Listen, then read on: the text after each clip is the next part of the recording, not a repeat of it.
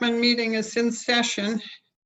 And first is citizens' concerns.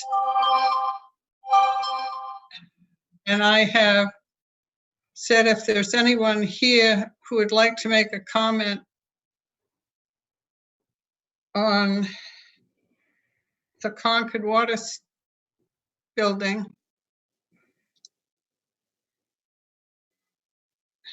Are we taking up agenda item 4 first, Joan? No, we're going to have citizens' comments on 2 issues today. One is the Concord water plant and the other is the housing. And some of the people who wanted to speak on the Concord water asked when they could do that. And I said, we'd take them up front first. And then we would have the housing production people speak on that agenda item. Okay, so we're going to take all the comments up front and then we'll have our discussion under the agenda items? Yes. Okay. But I don't see anybody here. I'm here. There are people who I think want to speak on the water plant. Should we have the individuals speak first or the Town of Concord representatives speak first? No, the Town of Concord rep can speak at the agenda item, but the citizens can speak now. Got it. Okay. So I'm going to ask people just to speak on the Concord extension. So first, Kim Carstens. Hello, this is Kim Castens. Can you hear me? Yes. Okay. So I'm speaking about agenda item 4. And I'm just recommending that prior to agreeing to such an extension, that you ask Concord to please provide an updated set of engineering drawings for their planned work at Nagog Pond, together with a narrative describing and explaining any changes that have been made since the drawings that the Board of Selectmen accepted at the time that the permit was granted 2 years ago. So we know that there's been at least one change because that change was presented to the Conservation Commission in December of 2018. And that had to do with the change from a dry well design in the plans originally submitted to you guys at the time the permit was granted to a wet well design that was shown to the Conservation Commission. So that change is important because the dry well design was approved is potentially more detrimental to the environment than the wet well design that was shown to Conscom. So the older design that was seen and approved would allow the water level at Nagog Pond to be drawn down to a lower level than the newer design seen by Conscom. So it's important to ensure that the more environmentally favorable plans are on record as the officially approved plans. But I offered that just as one example of things that might change. But another thing to take into account is the fact that Concord is now planning a much more accelerated time frame. At the time of the Conscom meeting, they said the effort would take 2.5 years. And now the effort is consolidated into less than 2 years. And so it seems at least possible that there may have been some simplifications or some shortcuts that were introduced into the plan. So I think it would be due diligence on behalf of the leadership of Acton to ask for engineering drawings and a narrative describing any changes that have been made, a complete set of new engineering, up-to-date engineering drawings. And if it turns out that there have been substantial changes, we don't know that there would be, but if there have been substantial changes, then there should be a review by staff and an opportunity for public comment to ensure that the changes, if any, are in the best interest of Acton. Thank you for the opportunity to comment. Thank you, Kim. Call-in user 1. Leadership at the federal level, at the state level, and local level. Right now, the only and most effective measure that we know in terms of reducing the transmission. Oh. It's Kara from Acton. I just want to make sure that you got my comments for the housing production plan. So we're talking about the water plant now. Oh, sorry. I thought it was just citizens' concerns. FDA-approved treatment, cure. Has somebody got a radio turned on?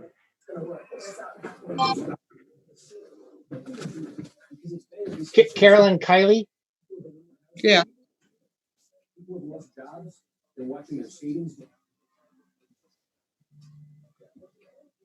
Can you Yeah. hear me? Yes. Perfect, thank you. I'm Carolyn Kiley. I live at 11 Parkland Lane, and I'm here as a private citizen and not as a representative of any town board. If you decide to extend Concord's special permit, I urge you to make the permit end date coincide with the end date in the Conservation Commission's permit, which is January 6th of 2022. The permits for this project from the town, I'm encouraging them to be aligned. Special permits can be continually extended. There is no limit to the number of special permit extensions that can be issued. Concord would simply need to request an extension from you 30 days in advance. There is, however, a limit on the number of permit extensions that the Conservation Commission can issue, and that is one extension only. Further, the Conservation Commission rules state that all authorized work must be completed during the period of the extension. That is why I'm encouraging that the two permit deadlines be the same date. And what is critical is the timeline that Concord proposed to you in their letter requesting the extension. This timeline is on page 3 of the extension request letter. What Concord says is that pipeline construction will start this spring and end in February 2021. Then Concord says that they will build the water treatment facility, and I quote, as expeditiously as is reasonable, end quote. So when it comes time to begin construction of the treatment facility, if they can't complete it by the wetland permit deadline, Concord will need a new wetlands permit before they can begin construction. So given the timeline in Concord's letter, construction of the water treatment plant will need to be fully completed between February of 2021 and January of 2022. If they can do that, great. But at this point, the timeline remains to be seen. Therefore, I'm encouraging that the two permit end dates coincide. From a legal perspective, it's only logical that Concord can only build under the special permit if they have all the other necessary permits. So since the town's Conservation Commission permit expires first and can't be extended, then I'm encouraging that if you should grant this extension, that the end date be the same date as the Conservation Commission permit of January 6th of 2022. And thank you for considering my comments. Thank you. Is there anyone else, David? Yes. Bob Ferreira?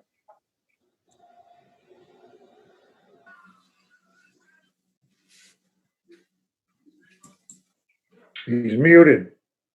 Yeah, I'm not sure if we're at cross. There you go. How's that? Yeah. Okay. Hi, thanks for allowing us to comment. I'm a member of the Friends of Pinehawk. In fact, we founded it almost 20 years ago after the discovery in South Acton of a rather large trove of Native American artifacts and a history going back 7,000 years. So naturally, we've have an interest in Nagog Pond as well, which also seems to be an area primed for a lot of archaeological activity and a lot of evidence for both historical reasons that we're likely to find it there. So I think my purpose is to mention a letter that we sent earlier today to the selectmen and the town manager to say that section 3.34 of the decision also is supposed to include input by local groups like us and the Mashpee, Wampanoags, and others. And really, it's been we have not heard anything. We don't feel involved in any way. We sent in one letter back in September, and that's sort of been it. We really think this is a wonderful opportunity, actually the opportunity of a lifetime, many lifetimes, to really see what's going on in that part of Nagog Pond, which is an area of very high archaeological sensitivity. And we would love to be included. And so far we have no substantive connection to the project. And I think I would speak also for the Native American members of the community too. Remember, that was part of one of the 16 praying villages in Massachusetts.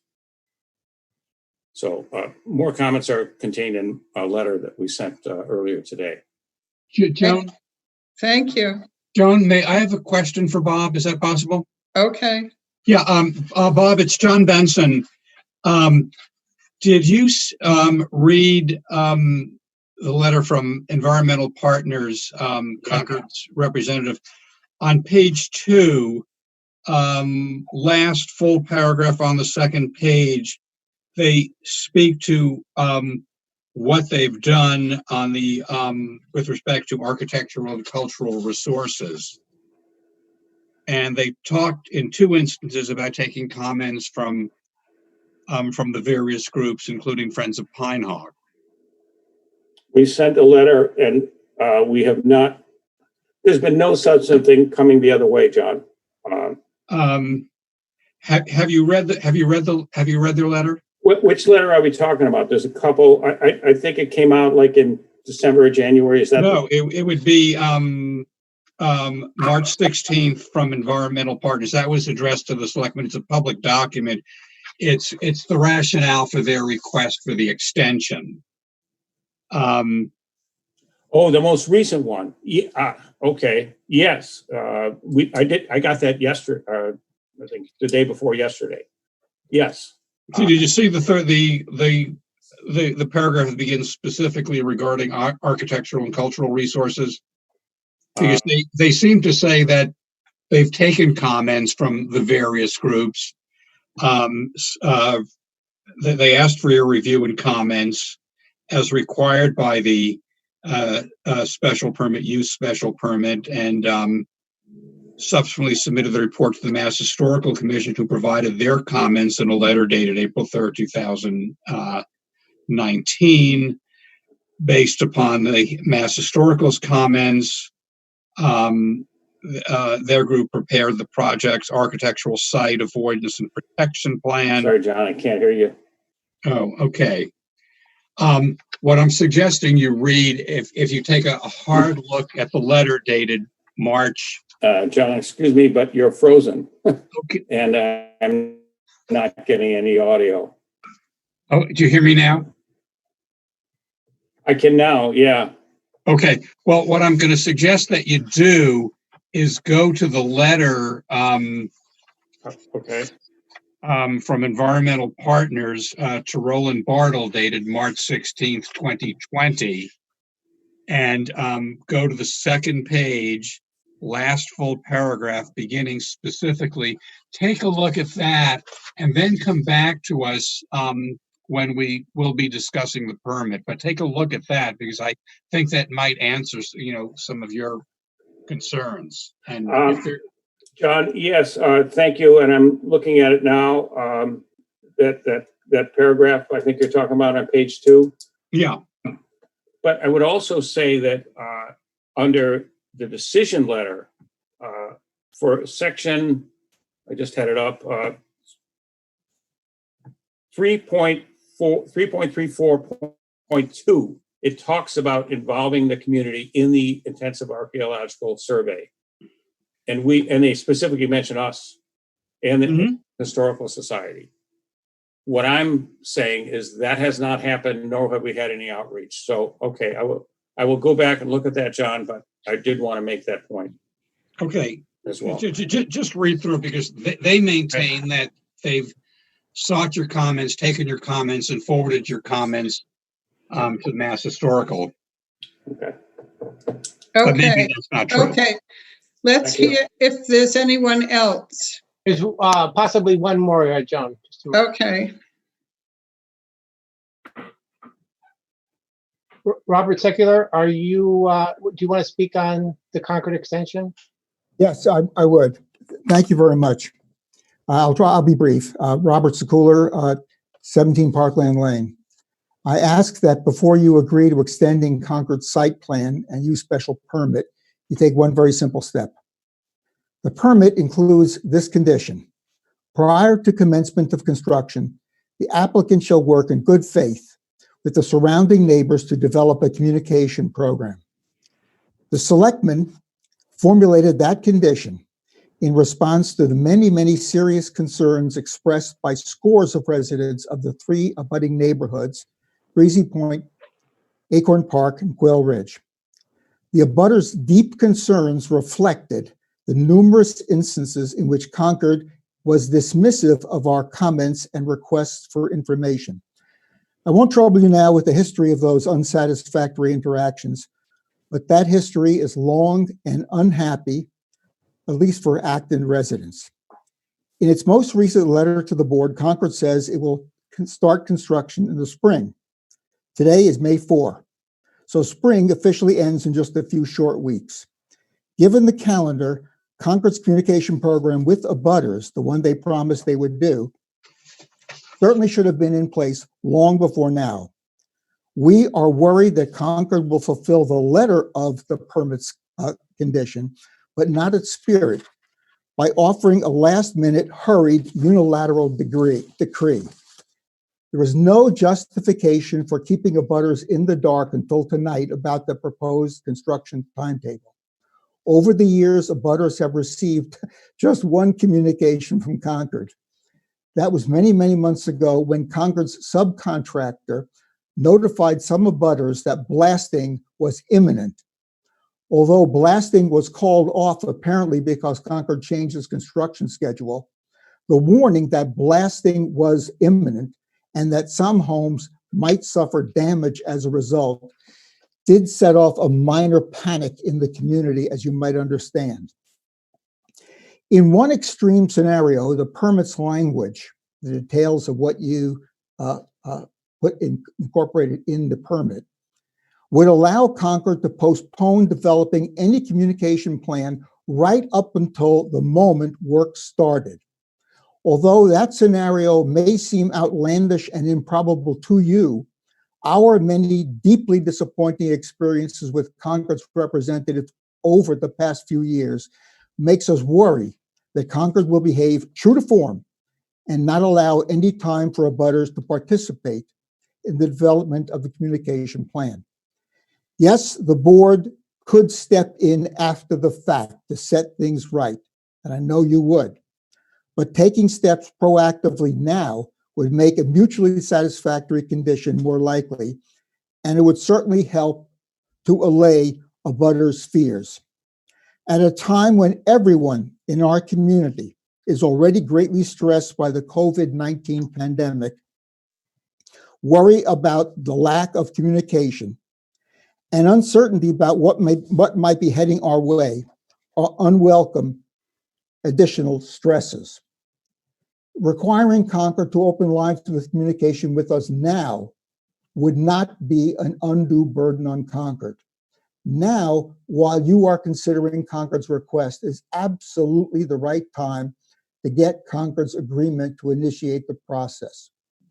So I respectfully request that the board take two very simple actions. First, I ask the board to insist now that Concord begin to communicate with the abutters. And second, I ask that the board designate a representative who would monitor the progress and report back on communication between Concord and the abutters. Again, thank you for your time and consideration. And that's all I have to say. Thank you. Is there anyone else, David? No, that's it, Joan. Okay. John, do you want to go with your update? Yes, thank you. Just as an operational update, we are continuing to do many different things to try to support our community in response to the COVID-19 pandemic. Just Friday, we published a special edition of our Municipal Monthly publication, and it was entirely geared towards COVID-19 response.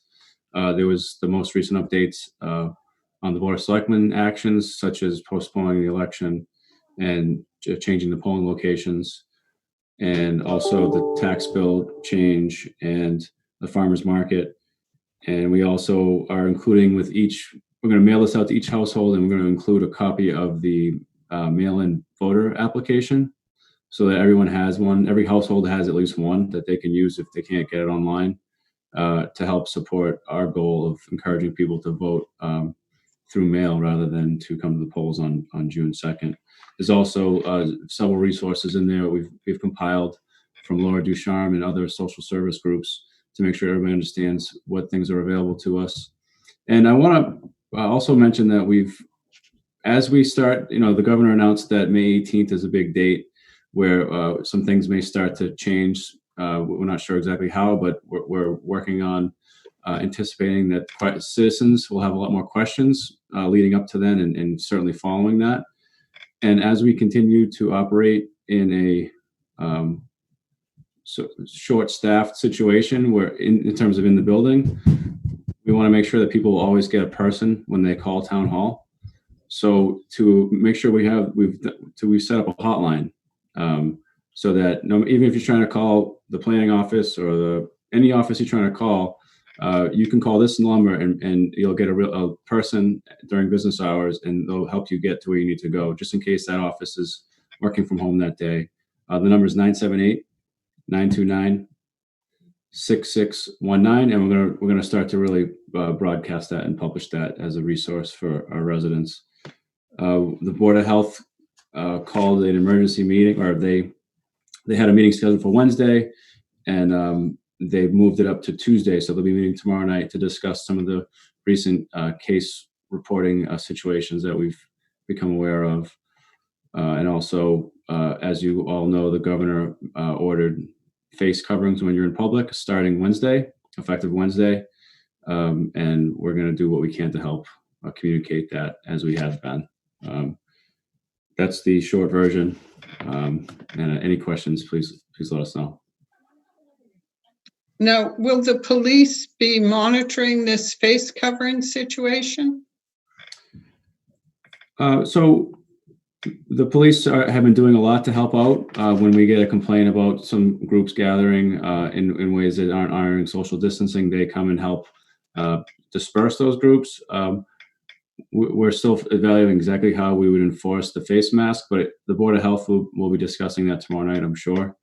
And we'll be looking for guidance from them. And our police department has been very willing to help out through this entire situation. So I expect that they would be a resource for that. All right, David, is there anyone else waiting?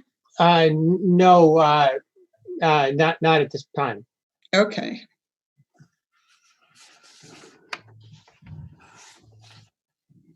So, housing production plan. Well, are we going to? Okay, sorry. Yeah. So the update on the housing production plan?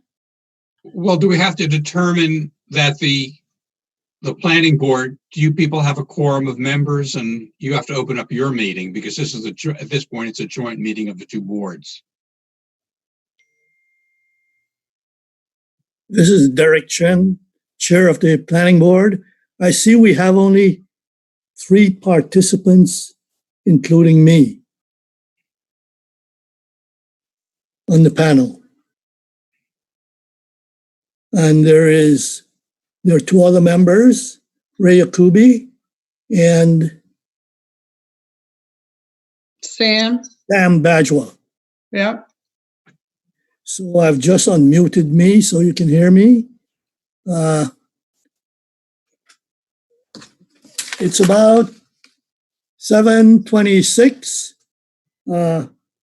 As chairman of the planning board, I declare that this planning board meeting is open. It's a joint meeting with the Board of Selectmen. Derek?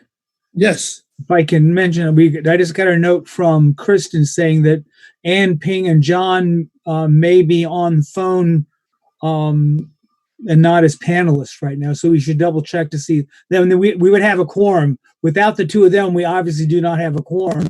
But Kristen just sent a chat message saying that John and Ann Ping may be on via phone. When they show up on the panelist list? So I'm not sure of their phone numbers. Hold on. Yeah, we just need to confirm that they're on there and get them to acknowledge. Who is this, please? Oh, can you hear me? My name is John Capetta. Okay, John. Okay. So Excellent. Good. So that means we have a quorum at least. Is Ann Ping there?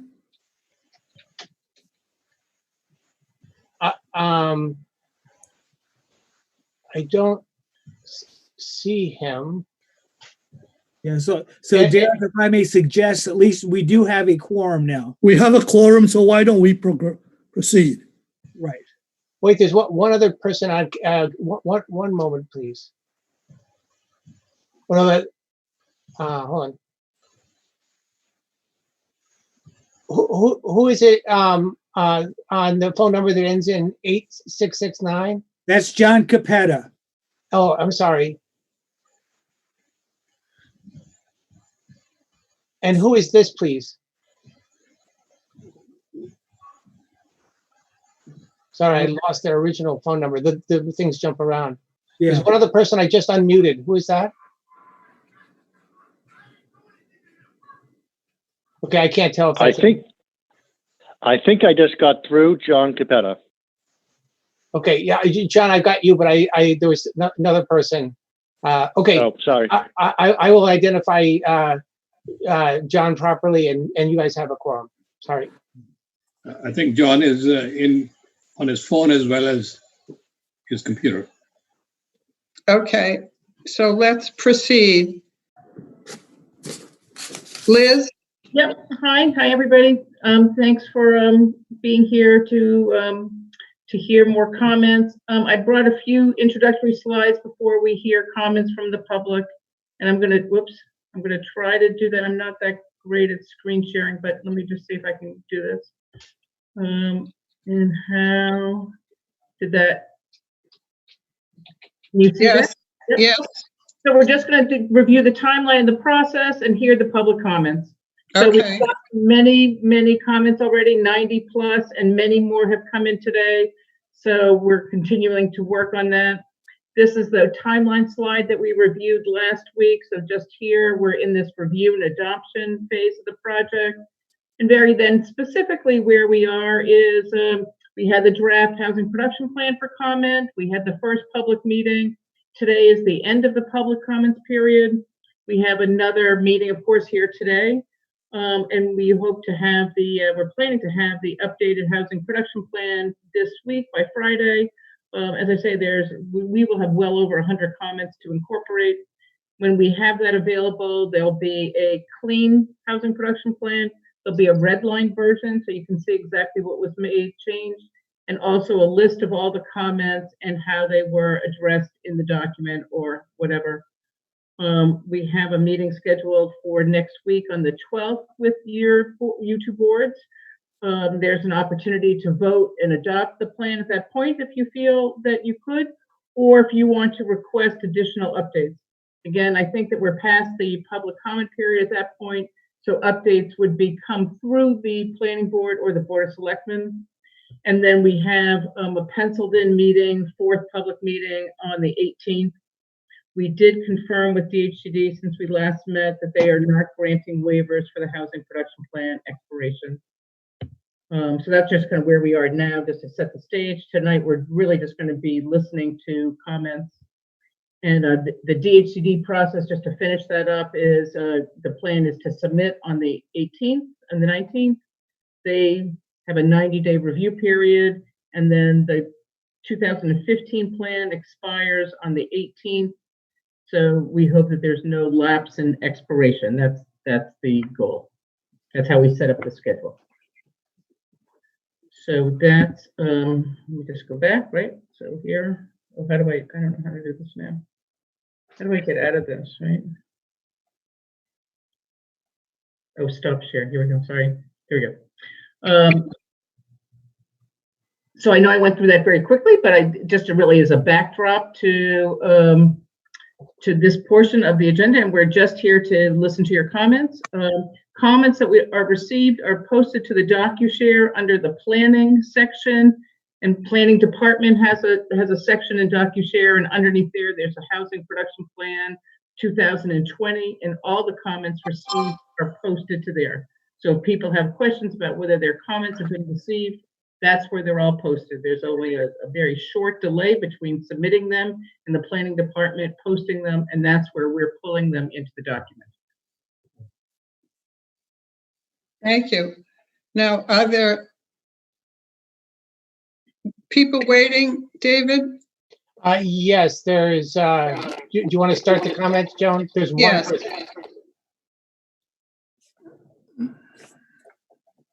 Alyssa Nickel, you're on. Alyssa? Yes, thank you. Can you hear me? Yes. You're very faint and you have an echo. Call in instead. That's good.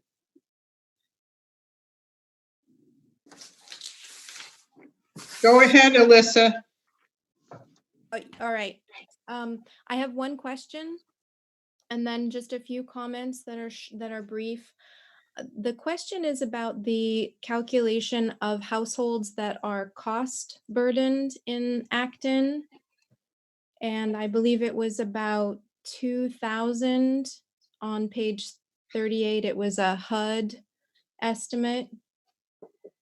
And I'm wondering how that calculation is made, if it takes home value, current home value against income. Do you want me to respond to that? Yes. Yes. So that's a data that we do get from HUD. When they talk about housing cost burden, it's your payment towards housing, and it's related to your income, not so much on the value of the property, because people have different mortgage amounts. Right. So you could have a small mortgage on a high value home and you wouldn't be cost burdened. That same home, someone else might be cost burdened and have a higher mortgage. So it's really based on your indebtedness for home ownership. And I think Jen Goldson's going to also comment on that. Yeah, and so thanks, Liz. So HUD gets that information from the American Community Survey estimates. I don't know if anybody on this call has ever filled one out. I just filled one out, and it actually asks people to. It's a sample, so it's not like the census where they do every single American. The ACS is a sample. So they do estimates. And what they do is if you get it, it's a long form, takes a while to do the research and fill out and whatnot. And they ask you to tell them what your income is and tell them what your housing costs are. And it breaks it down by question. So it's all basically user reported, it's self-reported data that they're basing it on. And it's based on a sample size. And then they make some estimates based on that. And that's how it's calculated. Great. That thoroughly answers my question. Thank you. The comments that I have, it might be surprising that I have more since I sent in so many already, but I was looking at some numbers for Acton on median home price and also a report that was published in June of last year. And it was done by Barrett. Sorry, I'm just looking for the title of that report. The Barrett Planning Group produced Housing and Economic Development in Acton, and it was posted to the ACHC documents. And I thought it was interesting because it included median monthly housing costs for Acton and the comparable communities that are included in the HPP, those 7 other communities, Andover, Bedford, Concord, Lexington, Sudbury, Wayland, and Westford. And the median monthly housing cost for Acton was lower than all of those communities. And I noticed in the HPP, there are 8 data points, charts that compare different parameters in Acton to those comparable communities. And I thought that that was a pretty big omission, not to show that Acton is more affordable in terms of home ownership. Or actually, it's not even clear that it's home ownership. It's just median monthly housing costs. And the median rent is also listed as about $13.75 a month. And so I'm assuming they got this information from the ACS. There's another chart in that report. It's titled, "What Does Acton Offer the Young Worker?" And there's a list of how many units are available in Acton to folks that are at low income, 80%, very low income, 50%, and extremely low income, 30%. And I added up the total of units, and it's almost 2,000 units. And that was much higher than the units that were listed in the HPP. Maybe these include apartments as well as condos, and in the HPP, we only list condos. So I feel that it's important to include in the HPP an accurate number of naturally affordable units in Acton. And if this is accurate, 2,000 units is almost a quarter of the houses in Acton that are affordable to income qualified individuals. So I'd like to see that data incorporated into the HPP. Thank you. You're welcome. Thank you. Is there anyone else, David? Yes, Gene Barrison. Hi, Gene Barrison, 80 School Street. I sent a memo to the Board of Selectmen and the Planning Department. I did not include the Board of Selectmen, so you can get that document. I want to begin by stating I'm in full support of affordable housing. And the point I wanted to make, one point about the HPP and another point about the implementation of the HPP. The HPP, I compare in my letter, I compared it to the 2020 plan. And what was striking to me was that of all the 8 goals of the HPP, they were virtually all, or most, in support of new housing construction. And quite strikingly, 4 of the 8 goals, even those of conservation and sustainability, dealt with new construction. So if we're complying with the 10% mandate for affordable housing, the more we build in new construction, the more we need to build. And what I emphasized in my memo, which you can all take a look at, is that continued construction of increased new housing continually increases the denominator of the housing equation, and we end up chasing our tail. And what I would urge everyone to consider is that if we follow goal number 6, which is rehabilitation and reconstruction, and use existing structures, we end up providing more affordable housing and maintaining the integrity and the goals of our town and the 2020 plan. Now, apart from the HPP, what I'm also concerned about is that the HPP really had no guidance, in my view, in terms of how this plan would be implemented. And right now, the ACHC is the sole quasi-public corporation, not even a member of the board of, not even a member of the Town of Acton, that oversees LIPS and 40B housing proposals. So what I'm concerned about, apart from the HPP, which I would suggest be amended to focus on rehabilitation and renovation, is how this is going to be implemented. Because just accepting the HPP as it is tells us nothing about how the strategic planning would be affected in terms of the town. And what I'm requesting of the board and of the town manager, the planning board, and of the Board of Selectmen is to consider a new method of implementation. I would urge us to dissolve the ACHC and provide an oversight committee, which is supported and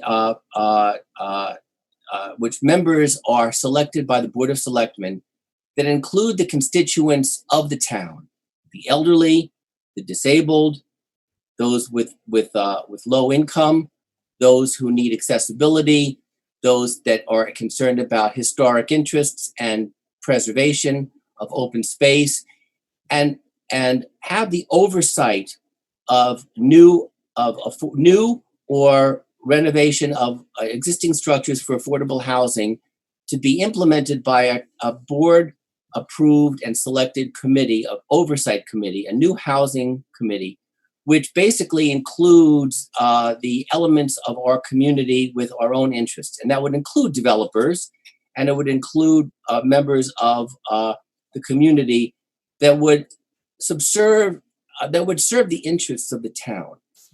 I see the ACHC as an independent, semi-public,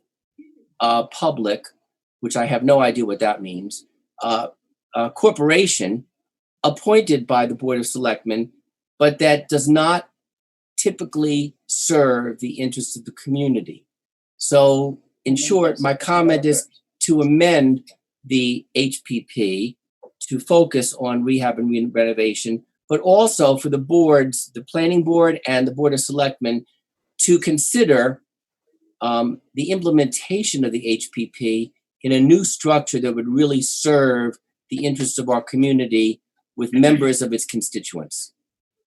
Thank you. Thank you.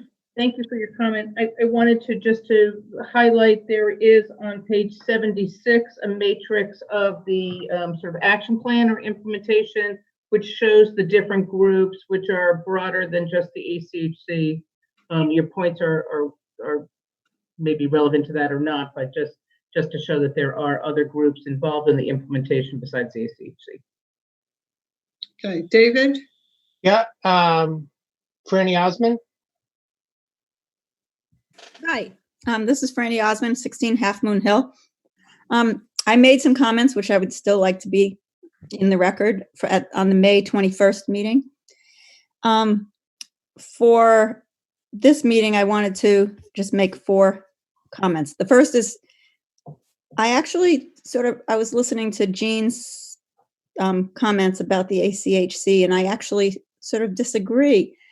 I actually believe that the makeup of the people on the board now, and I'm not studying in particular, but I've gone to meetings or spoken to people on it, are appropriately focused on housing issues and disability issues. I don't think it should be having people with specific disability or specific open space ideas, because those have their own committees, but they should be well versed in those issues. But anyway, the 3 things I wanted to mention. One has to do with the housing survey that was done in fall 2019. And I'm about to send you these comments in writing, and I have a link to the survey. I would love for the Board of Selectmen and the Planning Board to acknowledge that almost 2/3 of respondents to the housing survey had guide growth to Kelly's Corner to create a mixed-use town center as their first, second, or third option out of the 7 to address housing needs. There were 507 respondents to the Kelly's Corner question in particular, and this is a much more loud statement than the often loud minority that is sometimes quoted by the selectmen saying, oh, people don't prefer to have mixed use in Kelly's Corner.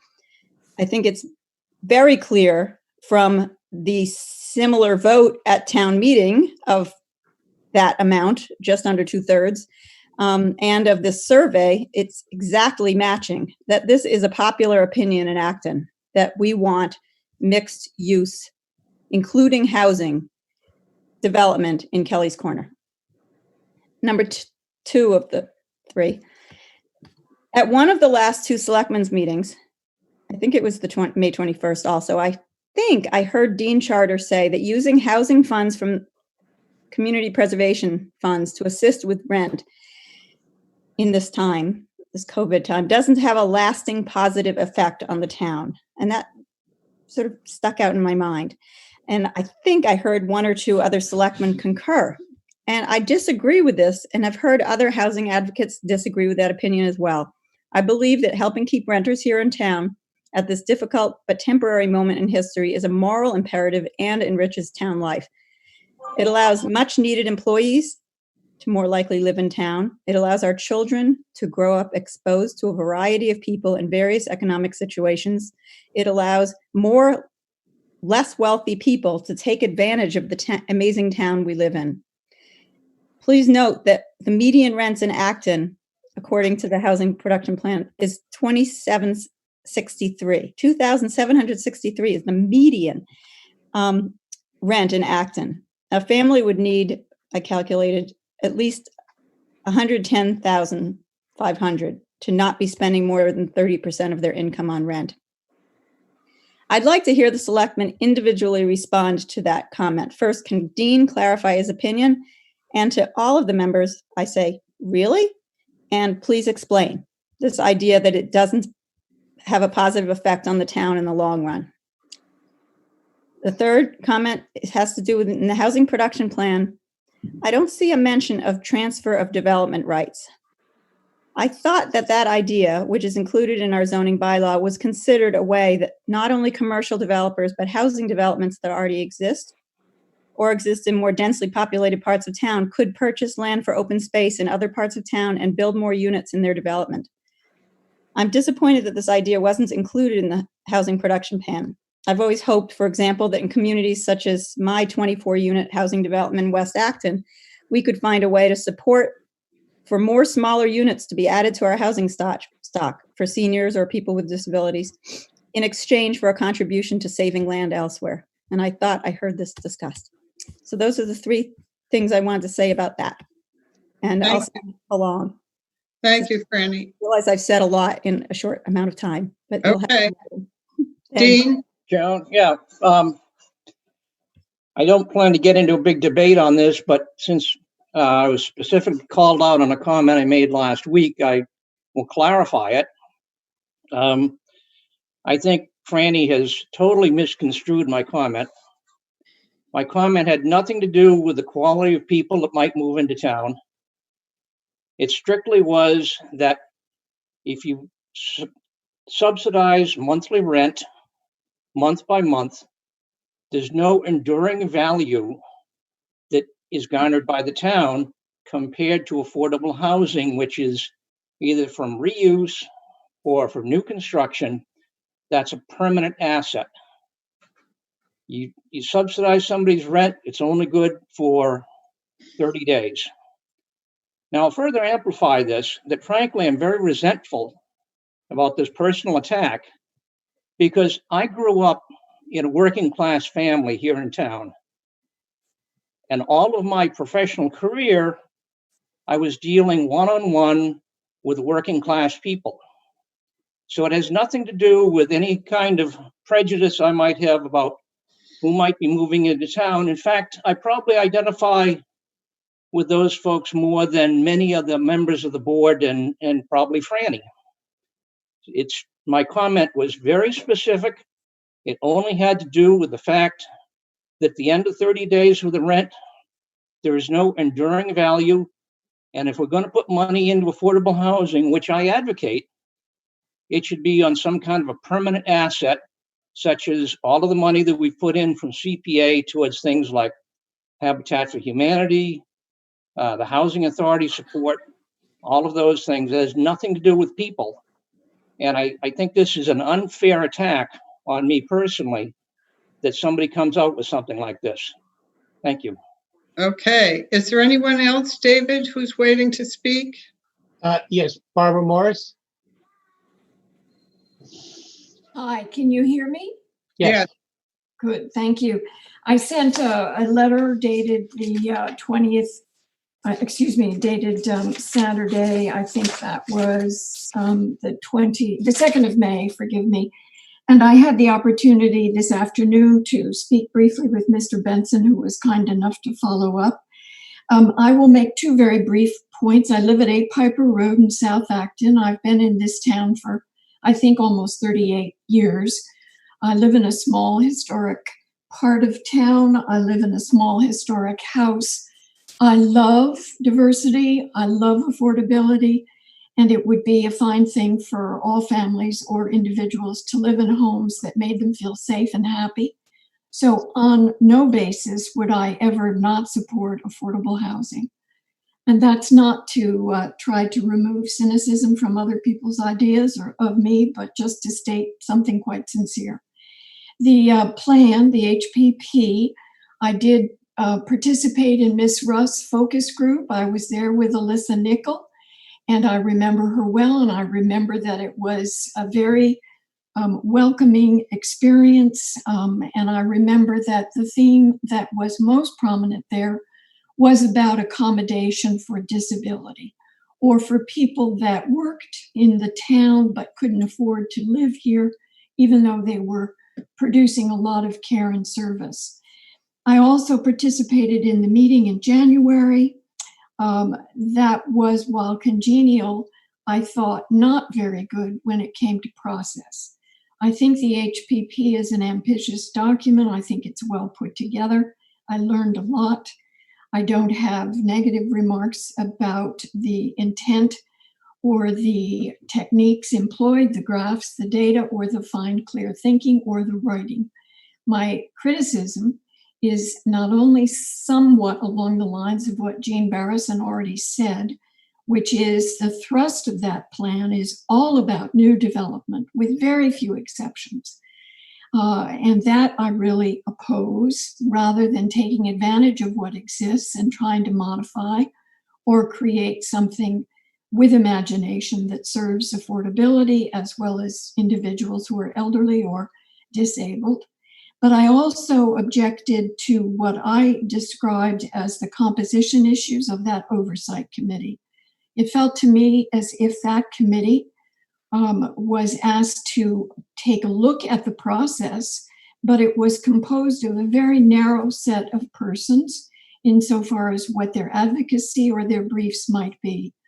And I would like to see Acton get to a place where a broader group of persons with different areas of expertise really embrace the notion of housing, affordable and otherwise. And I would like to see the town not just be about grow, grow, grow through build, build, build. I think we can't afford to keep doing that. I think it does not show a lot of imagination. I think it puts our infrastructure at risk.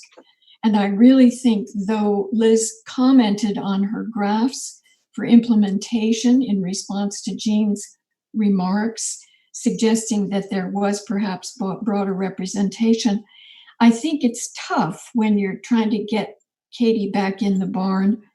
I think it should be front-loaded, that you have that kind of diversity and expertise, and that oversight and participation should look a lot bigger and better than just let's get the tail pinned on the donkey called Chapter 40B. 40B should be something we can all embrace if we don't feel like we're baby seals being clubbed by it. And I think 40B, which is what the HPP is really trying to satisfy, could be part and parcel of something smarter, more forward-looking, and much more consistent with the size of the town and its limited resources, and enjoy something the next go around that has a broader reach and a deeper kind of base. So those are my remarks. Thank you. Thank you. Anyone else, David? Yeah, Tara? It's Tara from West Acton. And so I just wanted to comment on the claim of the 2,700 or whatever it was. I think that it's important to understand that, or at least I should say, that in one place of the report, you'd have the, like you were saying to Alyssa, that the income and the cost were self-reported to determine who was cost burdened. But then some chapters later, you say that self-reporting the rent isn't good enough. So we have to use Trulia and a one-day sample of Trulia, or we can use the, I think it's 2,700 was for the actual 40B units, the SHI inventory units, as opposed to all the naturally affording apartments and condos. So it seems a little like there is sort of like a cherry picking of data, for a particular purpose. And so I urge you to use one set of data throughout the entire report, and to provide access to the actual raw data. One of the things that troubled me is that they would claim that 1,000 apartments, but then the inventory that was done by An Ping, who's on the planning board, was over 2,000. And then, as Alyssa pointed out, you add them up and there's 2,000. So little teeny sets of data where you say the smaller units are averaging 770 square feet. Well, okay, except for why are you just looking at smaller units when you're trying to talk about the value of rehab? It makes it look like all of these units are too small. And yet we know, people that are from around here know that a lot of these units are much, much larger. I spent quite a bit of time living in an apartment that ended up selling for $250,000 that was well over 2,000 square feet with 3 bedrooms plus somebody living in the basement. But I guess my point was is that whether this plan gets approved or whatever, I feel like we need more time to come up with a plan that is more solid and reflects more balance relative to meeting the actual needs of the community. And I feel like this is rushed, and I do urge you to take another crack at it. And whether we hand this one in and then do another one, I don't know, but I feel like this should not be what represents Acton. Thank you. Thank you. Anyone else? Yeah, there are 2 people, Joan, who'd like to speak again. I don't know if you want to do that or not. Yeah, if they're brief.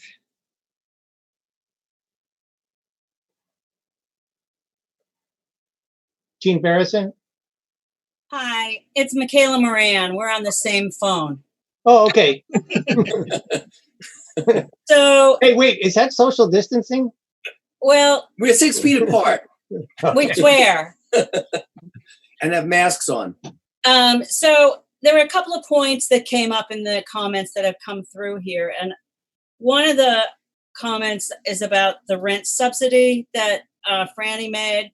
And actually, I agree with Dean on this, that I'm not sure that CPC funds should be used for a rent subsidy when we have other organizations that do that.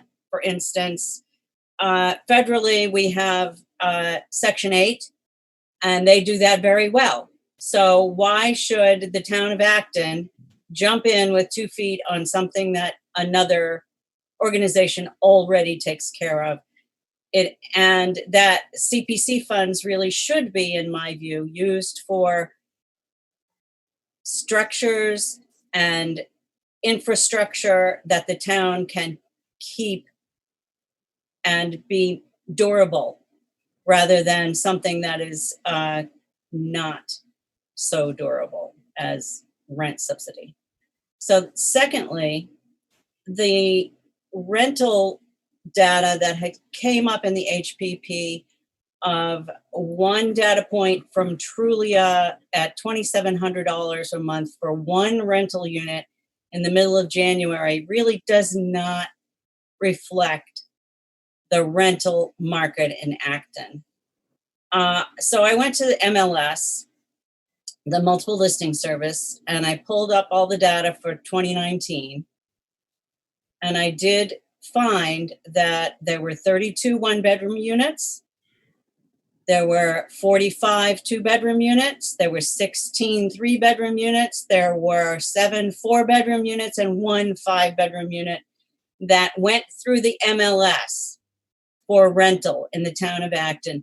Now, being a realtor, I hate to admit this, but those folks that rent with realtors tend to have higher expectations of receiving rent and charging rent. So I would say those are on the high end.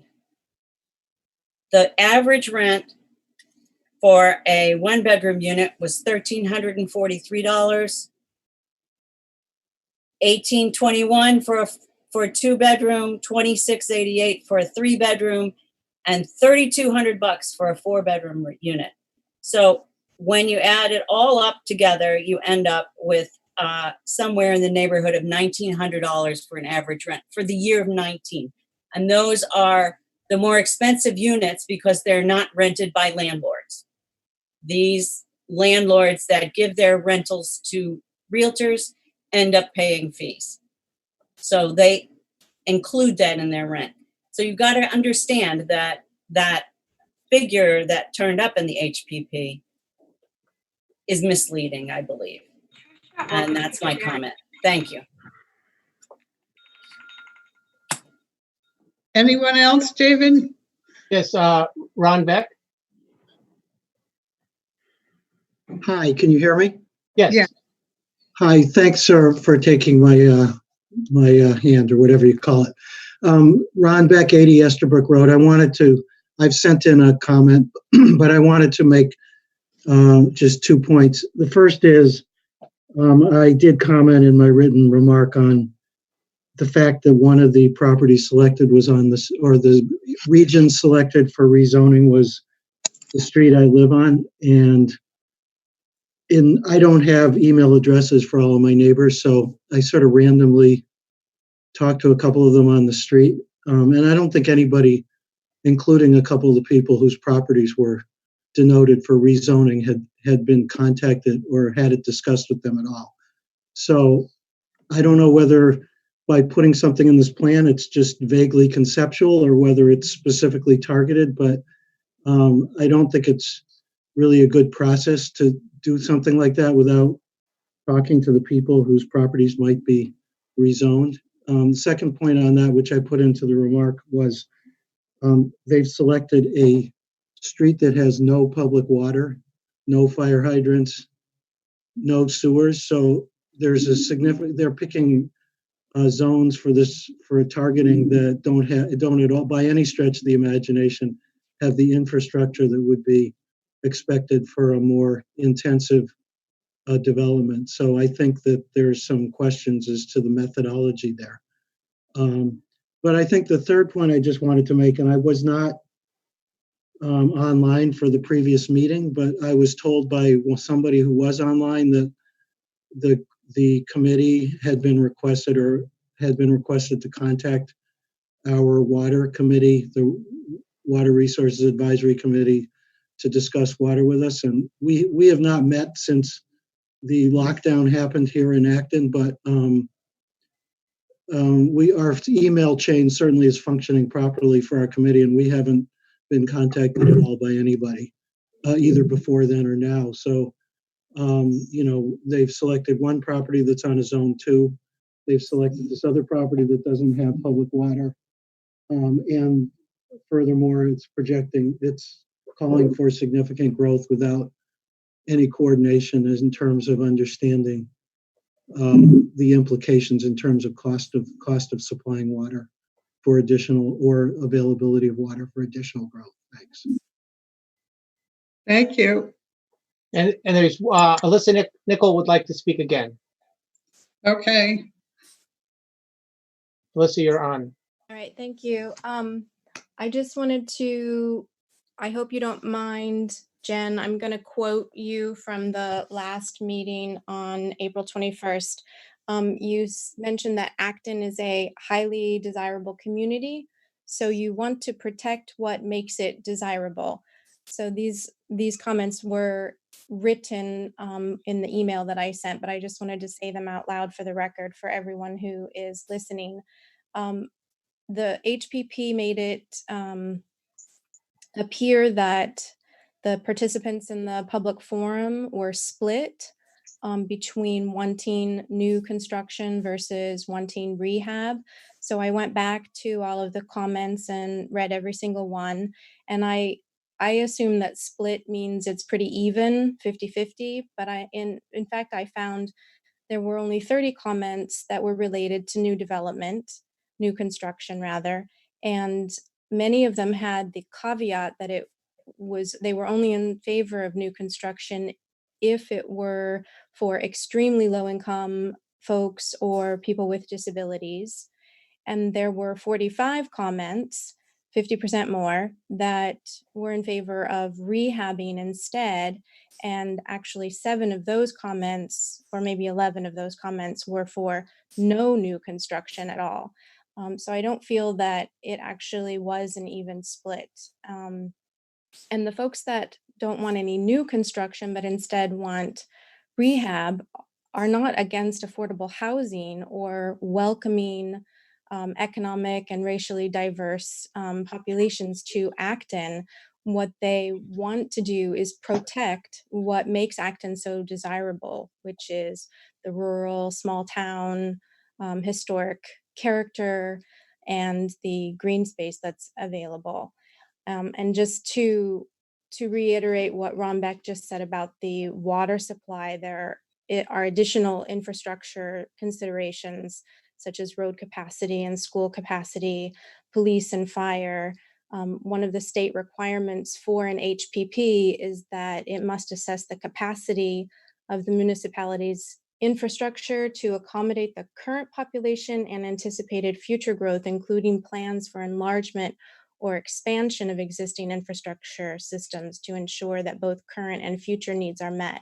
And I didn't feel that that was done adequately in the HPP. So if we can focus on rehab and make that goal number 1 instead of goal number 6, and include it also rehab when we're talking about new construction and put the priority on that, then we can protect all of those things while at the same time increasing the number of affordable units that are in our inventory. Thank you. Okay. Is that it, David? That's all, Joan. Okay. Comments from the board? Which board? I want to start with. We can go to the planning board first. Okay. Let me see. I need to unmute myself.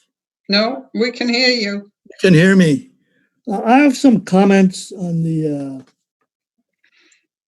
goals, specifically goal 3, where it talks about conservation, that you can see a lot of good views, good vistas, that it is clustered development, or what we call PCRC, Planned Conservation Residential Community, like Half Moon Hill. It talks about trying to reach this goal for conservation by going through making it affordable housing. In my more than 10 years in looking at PCRCs, there's no such thing as affordable PCRCs. It's the bent of the developer to put in as big a house as they want and as many as they can get away with. So to do this, I believe there needs to be an incentive for them to do low-cost development. That's one of my comments.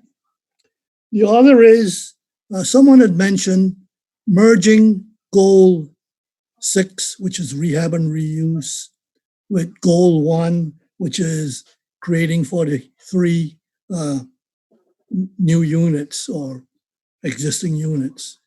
Or I think what they had said was make it explicit that goal 1 can include rehab and reused units. I'm okay with that. I also counted and I found out 3 of the 8 goals specified new buildings, and there was one, which goal 6 was rehab and reuse. So I don't have a problem with merging those 2 all together and making that the top goal.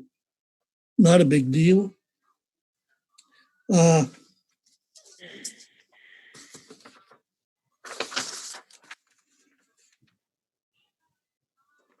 Are you through? Kelly's Corner. I have a comment on Kelly's Corner.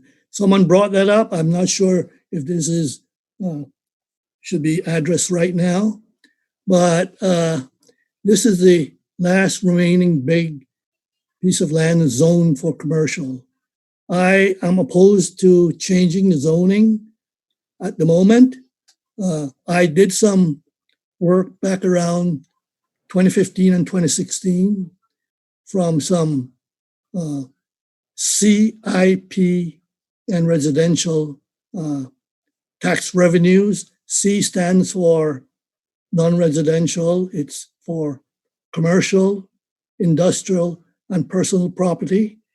And I took stuff from, what's his name? Brian McMullen, who was, I believe, an assessor at that time.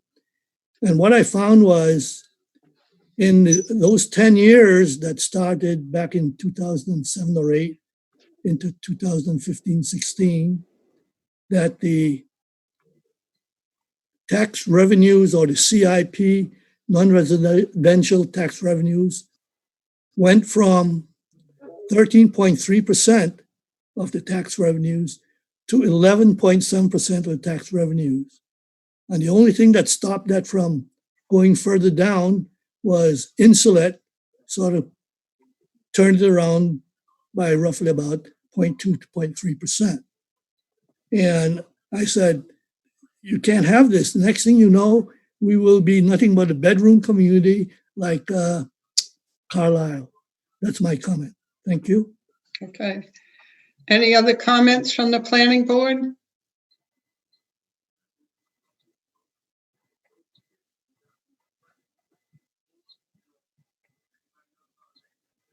Okay, Board of Selectmen? Actually, Joe, I'm sorry. I was trying to get myself unmuted. I did want to kind of make a general comment. I think this is an enormous and a very complex undertaking. And I think John actually made mention there are aspirational dimensions to this. And I think, quite honestly, we have done a very, very thorough job of getting input in terms of what we want to do. And I think it is very representative. So I really wanted to, thanks especially Liz and Jen for all the work they've done. And I think it's actually a very solid document. Okay, thank you. Board of Selectmen?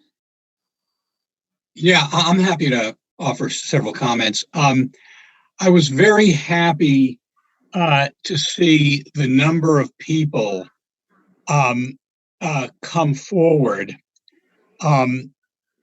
in support of affordable housing in town, both low-income housing, housing for seniors, housing for disabled, for communities of people 55 and older who've spent their whole adult life here, wish to downsize and want to remain in Acton, and to approach it from a way of let's facilitate, this is goal 6, the rehabilitation and reuse of existing buildings.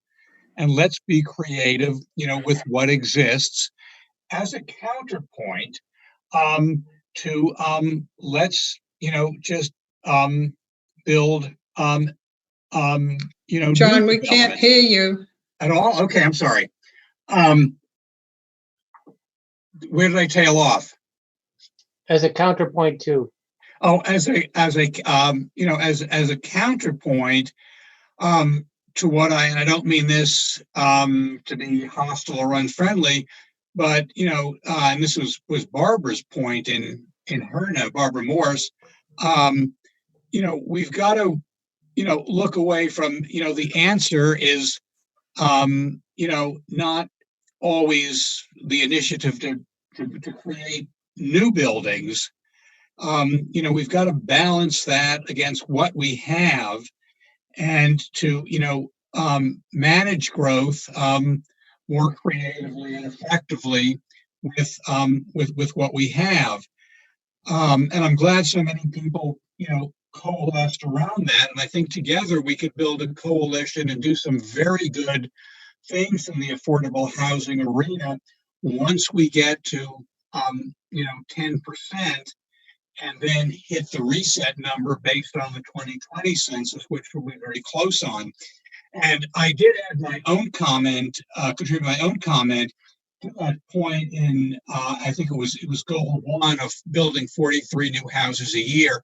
That comment, that 43 houses a year was to get us to the 191 units that we need to push us over a 10%. I added that, and I hope it will be included, that with the 230 units from Powder Mill, we hope that project is permitted this spring, that will push us over 10%. And there's not going to be this need that we've got to rush out and just build 43 housing units per year. Finally, with respect to Freddie Osmond's comment about Kelly's Corner, I think that was directed to another comment I made. I'm particularly focused on the Kmart parcel and what goes on there. And as a counterpoint to what came out of the January 30 community forum, where people said that should be looked at as a mixed use development, I wanted to express on behalf of many constituents who I've spoken to who do not want to see large scale housing on that parcel. They see it as the last big undeveloped parcel. It's special, it's unique, and good things, can go there. And that doesn't say for other parts of Kelly's Corner, we can't look at mixed use development. But, I would like to express that to, many people in the community, if you're going to want a zoning change, they're going to want to know exactly what's going on the parcel. It's not going to be a blank check and good faith. They're going to want to know what's going there, and developers are going to have to step up with thoughtful and sensible ideas. And thank you.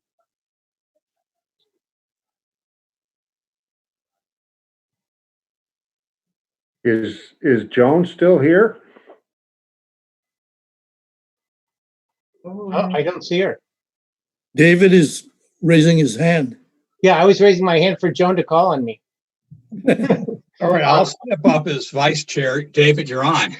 I assume some member of John or Matt will try to get Joan back on the line. So I want to say that I do support the HPP. I don't see the issue of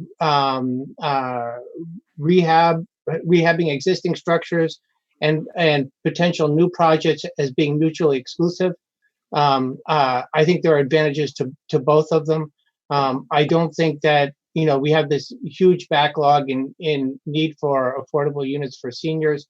I don't think we're going to get those in just rehabbing units. Up until now, we've had kind of this weird mix of projects. I think we've had these really unpopular 40Bs that with only a small number of affordable units in them.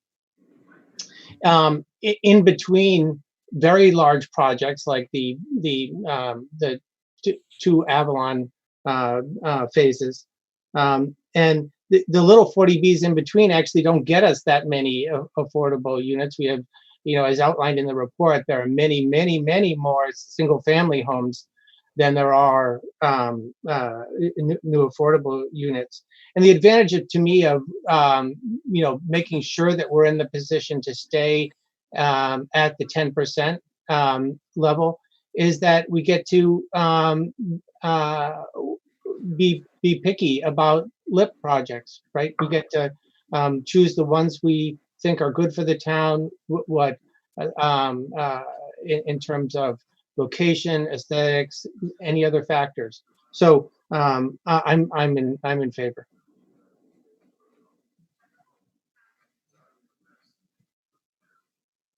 Is there anybody else? Dean? Yeah, I think that I'm more concerned about the process at this point going forward. I would really like to see how these comments are incorporated in to the final report and make sure the public has a chance to look at that public report and analyze it. I think as noted before, we've had 90 or 100 comments so far, and I think we have to make sure that that there's a fair exchange of views. So I would not commit that I'd be prepared to vote for it next week if we don't get the the revised report, and the public doesn't get the revised report until Thursday or Friday. So I think people should be looking towards a more extended time period for a little bit more back and forth. Yeah, Dean, just to review the timeline, Liz and Jen will have the revised draft available for the public, all of us, on Wednesday the 6th. And then there'll be, not the 6th? No, as I put forward in my first slides, it would be by Friday. So it would be, that would be Friday the 8th. Yeah. And then we're due to meet again, both boards, on Tuesday the 12th, with the benefit of having the report, review the report over the weekend.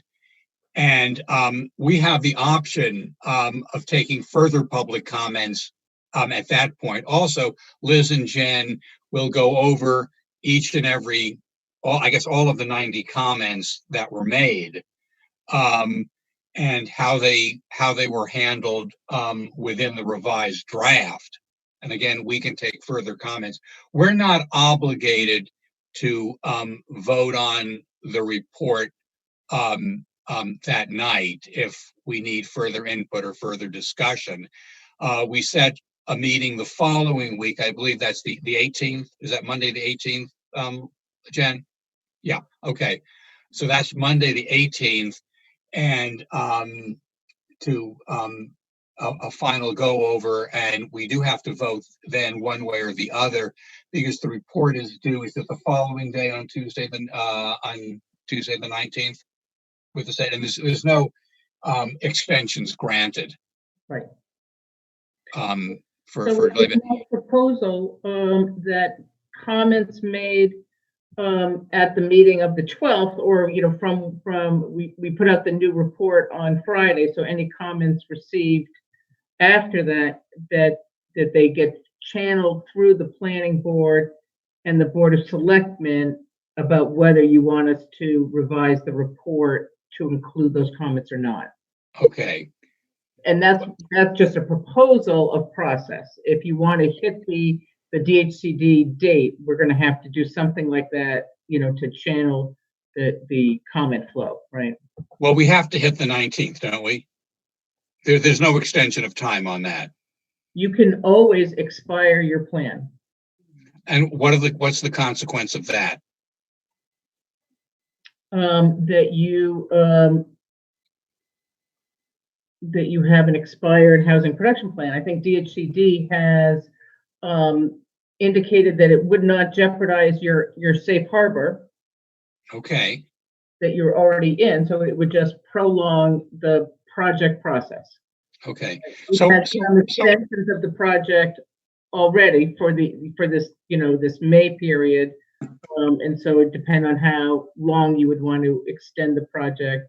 The project, budget and resources have completed, so it's more of that, and then how much of your time to have continued joint meetings. Okay, so our 5-year housing production plan would end on May 19th, 2020. Is that correct? No, it ends in August, and DHCD is a 90-day review window, so you have to submit 90 days before. Okay.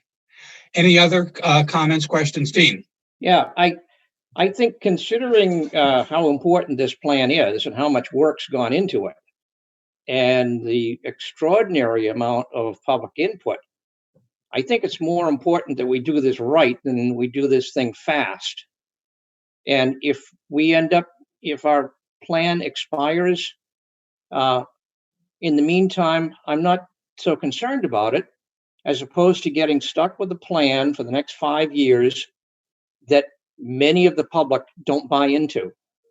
So I think it's important that we do this right rather than fast. Thank you.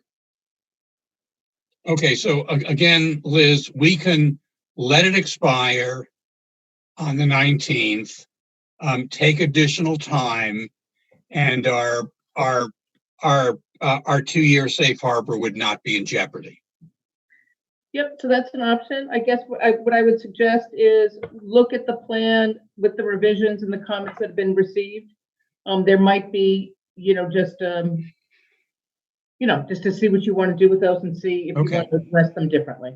Because there's some common themes I think that people are talking about. So it's really, are those themes of rehabilitation and redevelopment adequately addressed, right? Like that's probably the major piece that we're hearing. But you can weigh in and decide that next week. Okay. Further comments from either board? Peter. Yeah, I have just a few comments. On the issue of subsidizing private apartments with CPC funds, I believe we got a communication from the ACHC saying that they supported removing that from the plan. So I would anticipate that won't be in the plan going forward. I agree with David that certainly everybody is in favor of rehab rather than new construction.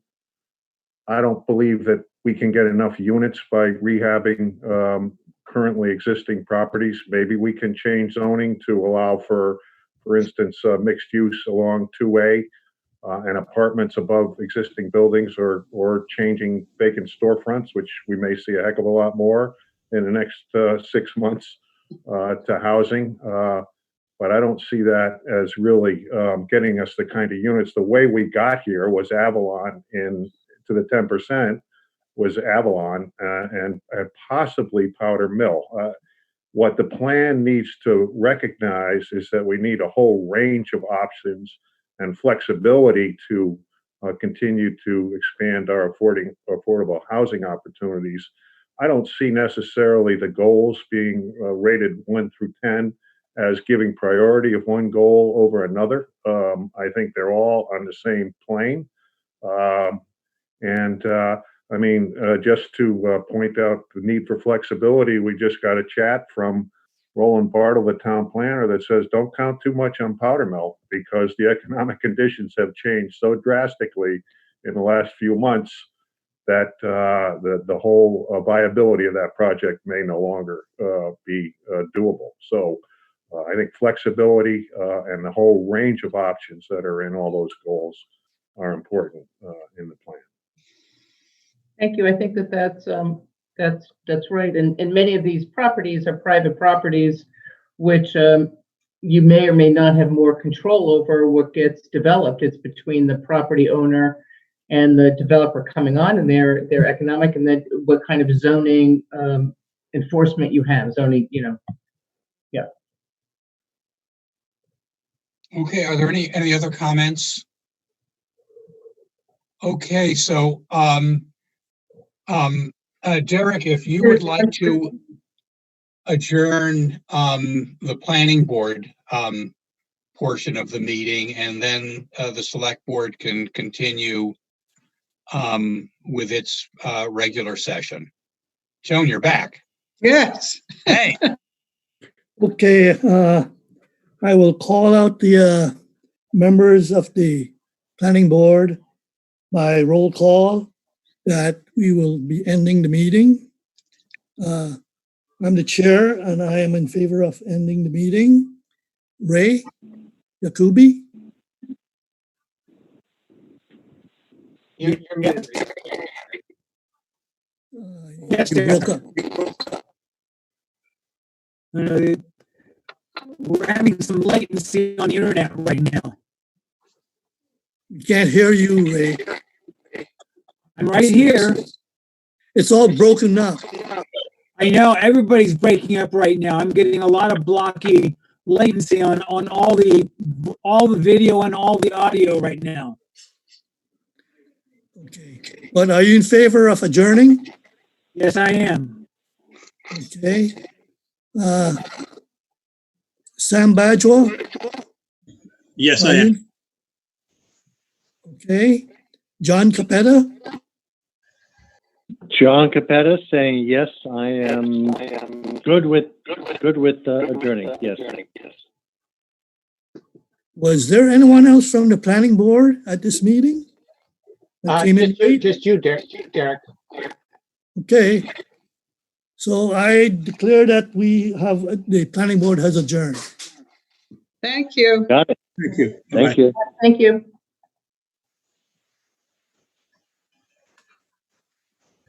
And The agenda.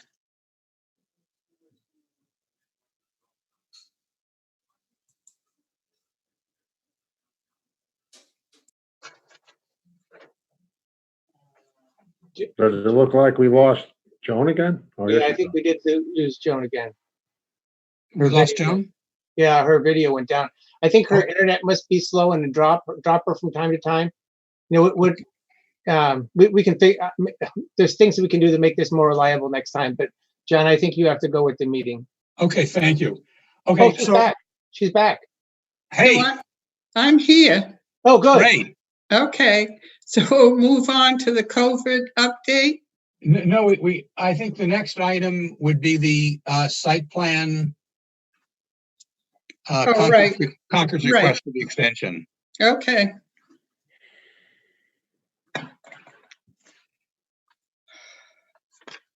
So, thank you. This item is something that was submitted by the town of Concord through the planning office to, they're seeking an extension on the permit, the special permit that was approved a few years ago.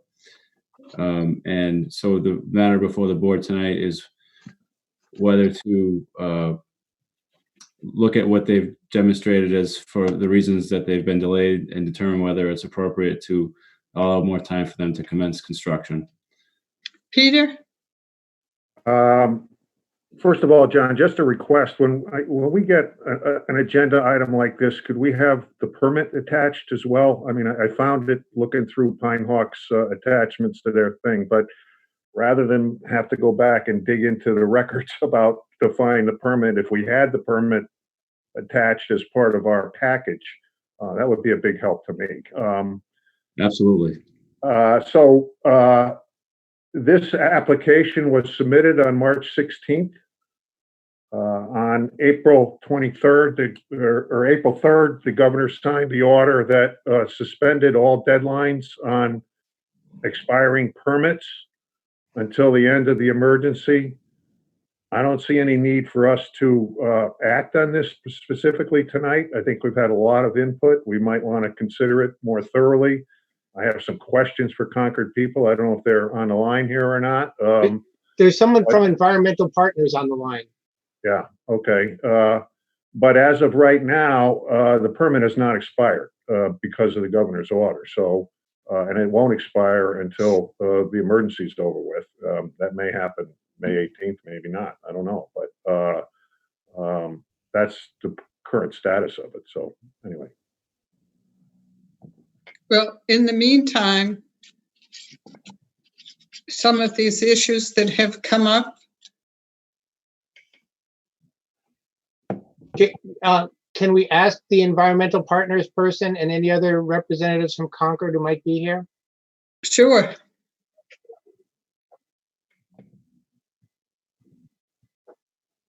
Okay, I just put Eric Kelly. Yeah, I'm here. Can you hear me? Yes. Yeah. Is there anybody else from your team or from the town? Stephen Crane, the town manager for the town of Concord, was joining in. He'd be speaking. Okay, let me find him one moment, please.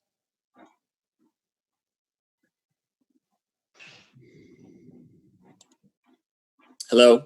Hi. Hi. John, so Stephen Crane and Eric Kelly are on. Okay. We've had some issues about the update to the engineering drawings. So, hi, well, good evening. This is Town Manager Stephen Crane, John and Joan and Peter. It's good to see you again.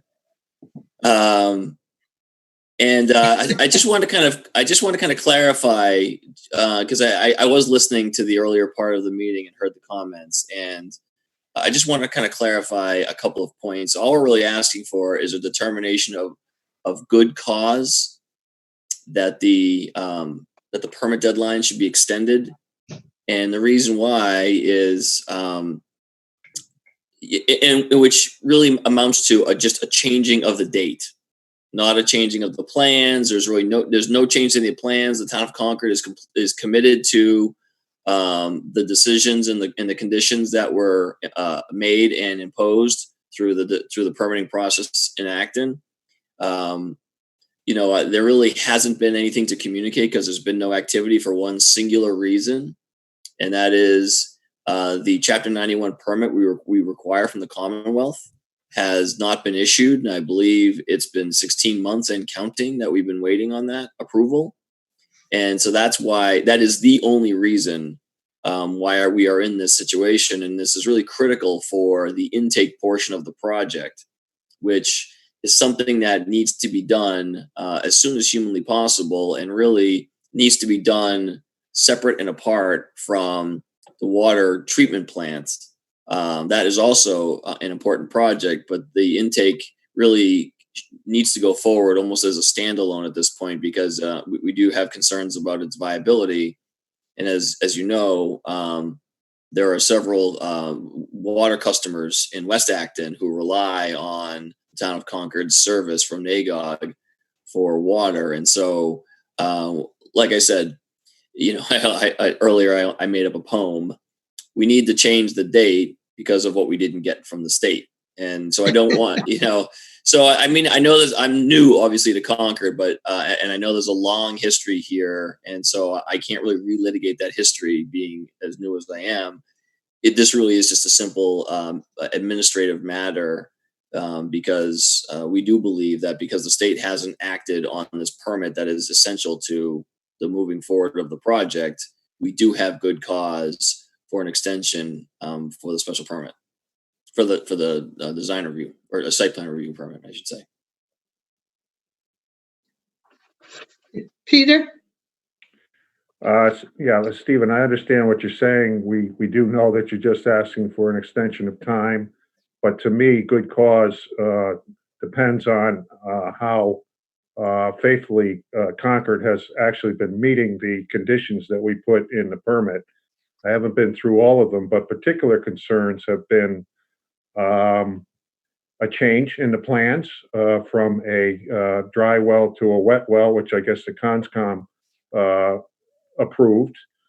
The condition says that any changes in the plan will have to be approved by the Board of Selectmen. I don't know whether you talked to the planning department, but certainly the Board of Selectmen have not seen those changes which have been made to the plans. I'm particularly concerned about the communication piece. We need to have the town tell the residents what's happening. And in fact, the town, I don't know where we are with this, John, the town, the developer or the Concord is supposed to pay for a body that the town would hire to work with the planning department and facilitate communication with the residents. Concord is now talking about putting out to bid the dewatering and the intake pipe work in a month or so. To me, that's part of the whole process that ought to be talked to the residents about. I'm hearing that none of the residents have heard anything from Concord about the progress of this project. So I am particularly concerned about that. Unless I'm satisfied on that, I'm not inclined to grant an extension. Can I respond, John? Can I respond to that? Yes. So I hear you loud and clear, Peter, and I think, like I said, if you look at the details of the decision, it talks about once a contractor is on board, that there should be a person that the residents can deal with as a liaison to the contractor, and and get informed on the progress of the project. Well, there is no contractor, and there's been no progress, and we do want to prep to do this project, which means, as you know, procurement in the Commonwealth is a lengthy process. So we want to initiate that process, but we can't award a contract and proceed on the work until we have the Chapter 91 permit from the state. And so that's one of the reasons why we do want to be ready. This project really has to be done in the fall, and that's per part of the Conservation Commission's order. And so for us to be ready to build in the fall on the intake side, which is a part of the Concom order, we need to start this process, get this process rolling now. and hope for the best on the DEP Chapter 91 permit. The one thing I'll say, in addition to that, is John Mangiarotti and I communicate regularly on a number of topics related to shared issues that we have in our communities. And so I am perfectly willing to commit to working closely with John to make sure I let him know what's happening as we go through the process. But I hear the residents' concerns, but to some extent, if they look at the details of what the permit requires, I think we're required to provide that communication per the conditions once we begin a more formalized process. The fact that we haven't communicated with them is, as you might imagine, is disappointing for us, because it means that we haven't gotten anywhere on this really vital project. So I hear loud and clear in the communications. I do think where we stand today, we have been complying with the conditions. And like I said, I'll commit to try and do a better job of being more proactive with, getting information to the town of Acton. Okay, I mean, I would just, I'm sorry, if I could just respond Please. very quickly to that. Part of the process of getting the ball rolling is getting the residents involved and informed about what's going on. And I would see the discussions over, once a contractor has been selected to put the new intake pipe in, the construction administration that you talk about in Environmental Partners letter, the residents need to be involved in that early on. We're not waiting until they get a shovel in the ground to tell the residents what's going on. John? Yeah. Steve, John Benson, to follow up on that point, there was a bad history around this permit, and a lot of ill will going both ways. We can, you're new to it. I came on at the end. John's new. Under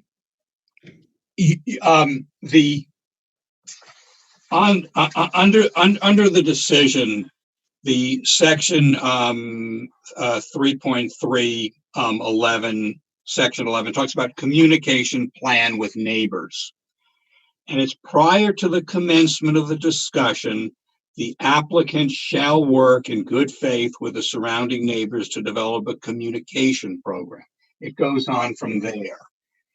Right now, according to the Environmental Partners letter, you are in this construction administration activities phase right now in the spring, and you expect to continue it through the summer. You're hoping construction activities are tentatively scheduled to begin in September. Could you give us an assurance tonight that this communication plan, that you will, reach out, and I suggest you deal with Bob Sekuler, and we can give you his contact information. He's one of the leaders in the immediately abutting neighborhood who spoke before. Can you give us an assurance that you will reach out to him and begin discussions on July 1 for what your construction communication plan with neighbors will be? I think it's, I think. Yes or no? Well, John, I think I'd rather work with John Mangiarotti so the communication can go out to the whole community.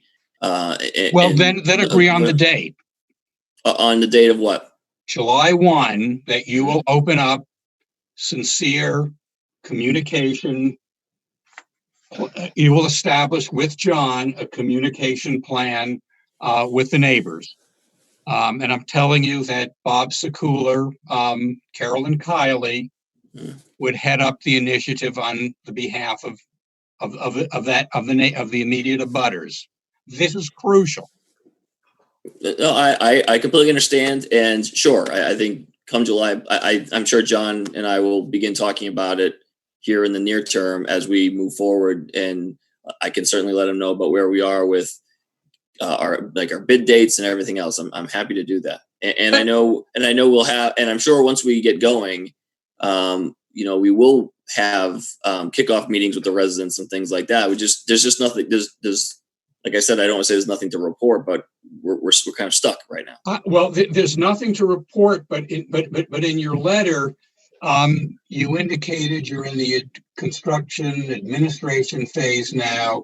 You hope to begin construction on the intake pipe, and it's been made clear to me that construction begins once you put a shovel in the ground, and it would begin with the intake pipe. So to allow several months ahead to establish that communication plan seems pretty reasonable, and it's really to your benefit that you do so. No, I agree. I agree with that. It should be with the neighborhood as well as with John Mangiarotti. You know, I'll get you the contact information for Bob and Carolyn, but those are the people that are you know, crucial to the undertaking. Sure, I completely understand. I mean, I guess the only thing I'll say is, you know, I just want to make sure we're all on the same page about what we're asking for tonight. Well, I understand what you're asking for tonight is a it's basically an administrative matter. You're not changing the plan. You just want to extend the time for the completion of the project under the permit. They have changed the plan since we approved it. The plan that went before the Conservation Commission is different than the plan we approved. So I can't speak to the details of that, and I apologize, but I do know that I do believe that your planning director did recommend that the board grant this extension. He did. We're the board. We have to take a vote. We just were looking for some cooperation from you, and you know, on some of these points. You know, we can vote on it tonight. We could. There were, you know, several other people had raised, you know, some concerns. We could get those concerns to you. We can put off this vote for 2 weeks and hear back from you. You know, we have, you know, a citizenry that we're responsible to, you know, that raise some very legitimate concerns. And you could answer them. There's no problem with that.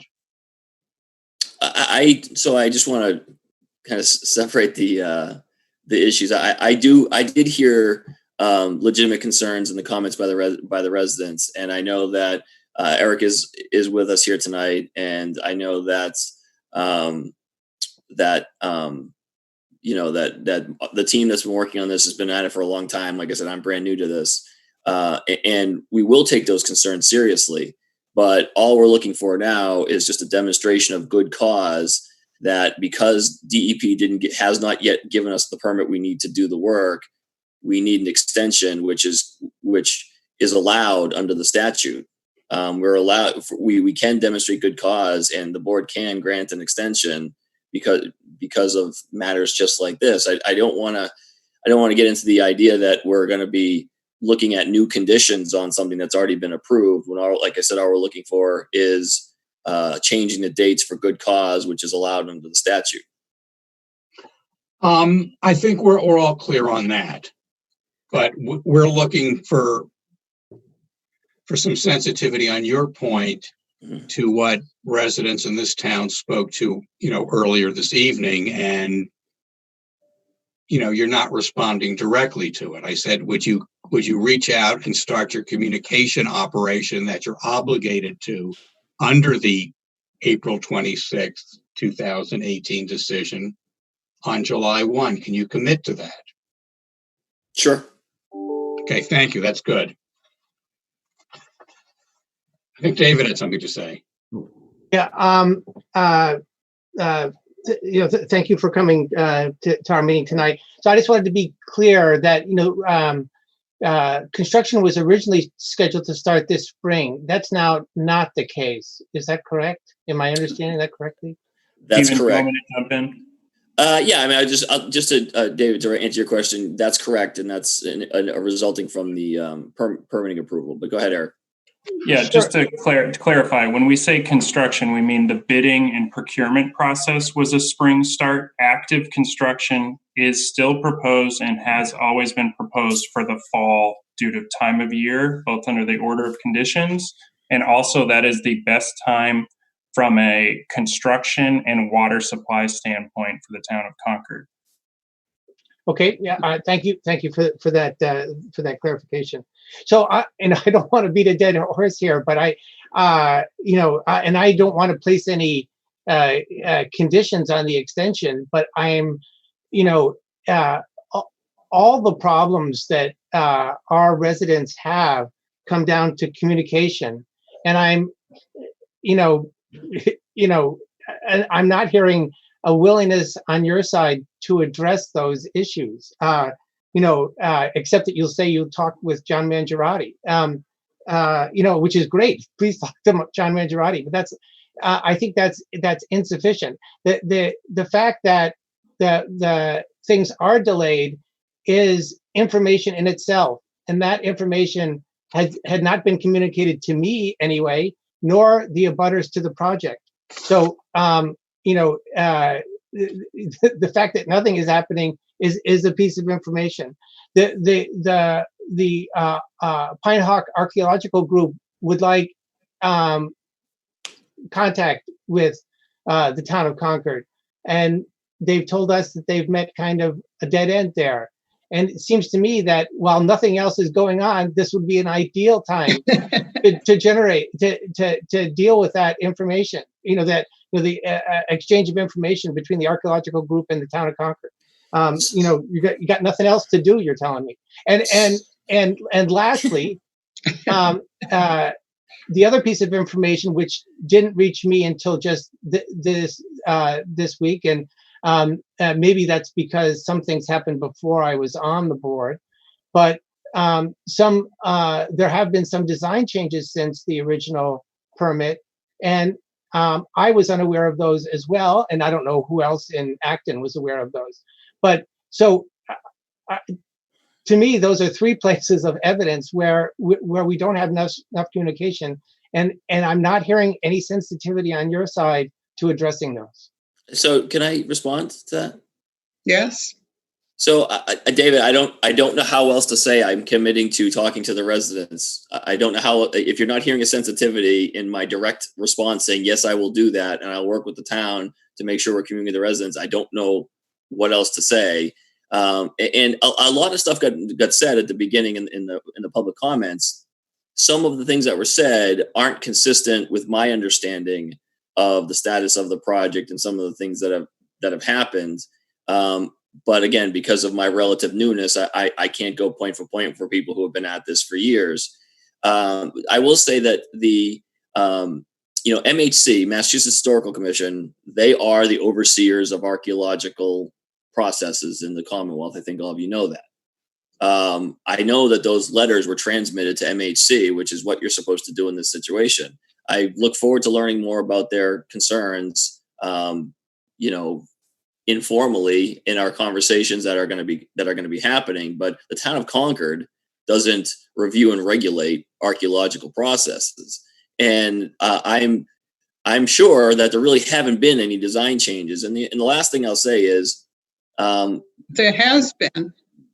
I don't know that that's the case, Joan, but again, I may not be 100% certain on that, but my understanding from the team that's working on in Concord is that there really haven't been administrative changes, or if they have, they've gone back through the proper channels to be approved.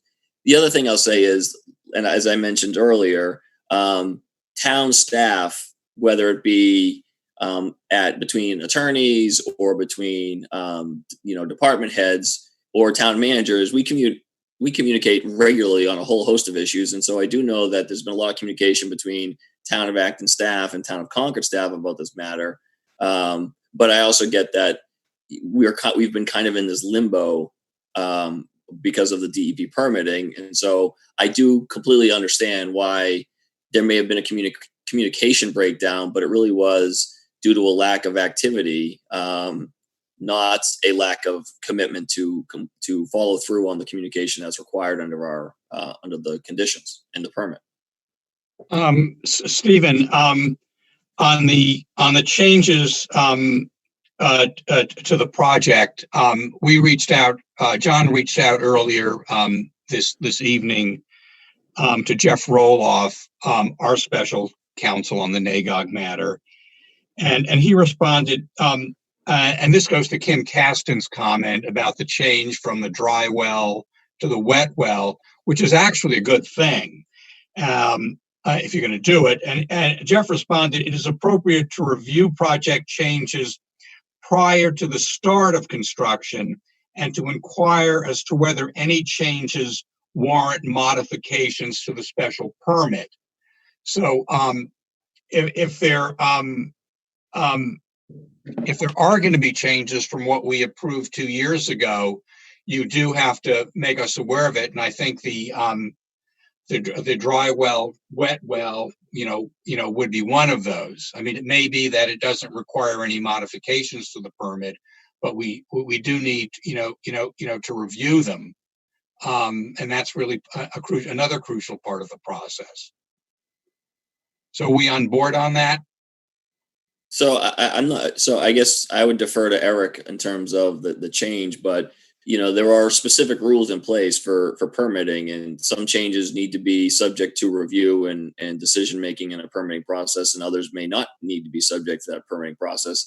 Again, I don't think it's between municipalities that work together a lot. I don't think that I don't want to be in a situation where there's kind of an extra layer of conditions or processes that are put on beyond what the statutes call for, because there's no end to that. Okay, well, a real simple thing that I think would answer Kim's question, because it's a fact question. Are you changing the design from a dry well to a wet well?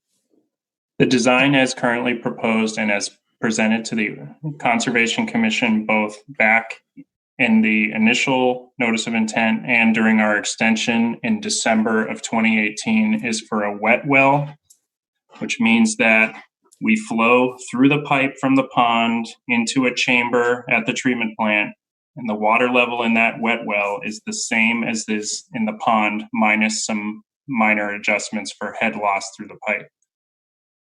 Okay. There is no pump sucking water directly from Nagog Pond. But the site plan that we approved was for a dry well. The change is a benefit to Acton's concerns regarding the level of Nagog Pond. But this is the first time we've heard that. It has been presented to the Conservation Commission, and it was as presented in all our public filings for Chapter 91 in the 401 Water Quality Certificate. So it's probably then a question of whether communication. Well, yeah, that too. Whether it's a modification to the plan requiring an amendment to the special permit. I suppose that's the question, and we'll have to determine that. That's separate and apart from what you're asking for tonight. I understand that.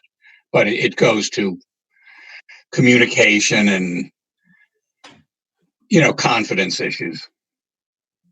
I guess what I would, if I may, I'm going to, I appreciate there is a long history, and I can hear some of the acrimony in the comments that were made at the beginning.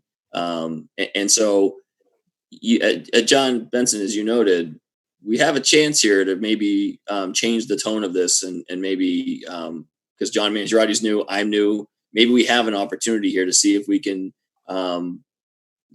be a little more collaborative and communicative. But that is a two-way street, and I'm here telling you I'm completely willing to do that. I'm committing to do it, and I guess I have to hear back that, yeah, if you're willing to do that, we're willing to, maybe let some bygones be bygones and try and see if we can work through this in a reasonable way. We can. So you've committed tonight to put the communication plan to get that going, on or before July 1. Mm-hmm. You could work with John, and you would work with the principals of the main abutters, that's Bob Sekula and Carolyn Kiley, and get that going. That's key for what you're talking about. If you want to let bygones be bygones and move ahead and open a chapter, that communication link has really got to be opened in good faith on both sides, I'll say, because I know there's a lot of ill ill will. You did clarify an issue just now that we're going to a wet well, which seems like a lot better idea. The question, I don't have the answer whether that requires a modification, an amendment to the plan. I gather you're moving along on the Breezy Point Trail. That's very good. And then the other issue is, as David raised it, and I raised it earlier with Barb Ferrara, whether there has been the necessary, outreach. I did read with respect to the archaeological issues, and I asked Bob to read that. So I would hope if he has questions, who may he direct that to in your governmental structure? He can certainly direct them to me, but I'll probably refer them back to MHC because they're the ones that they're the adjudicators of all that stuff. We don't. Okay, but who's handling that from your end? I think Eric fielded and transmitted that communication that he received before. I think pretty promptly. The project archaeologist is the Public Archaeology Lab. They've been involved since several years ago. MHC was privy to the Friends of Pine Hawk comments, as well as those that were provided by the town committee. The tribes did not respond to any of the submittals that were provided to them with any comment. MHC did not act upon any of the comments that were given to them. They reviewed our materials, and as of March, they approved the site protection plan. Mm-hmm. But you did take comments from we did, and they were all channeled to MHC as the adjudicator of the site protection plan. Mm-hmm. Okay. Peter, do you have something? I was going to say your letter. Is it Eric? I guess, did you sign this letter? Whoever did, says that the revised archaeological SAPP has been submitted to MHC for their review. So you don't have the final back from MHC? We've received final approval of that. It was transmitted to Concord on March 19th. Okay, that was after you wrote this letter. Okay.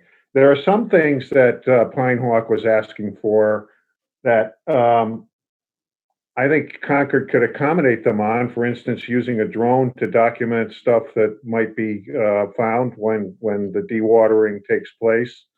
I don't know why Concord wouldn't agree to change the fence or move the the stormwater basin away from the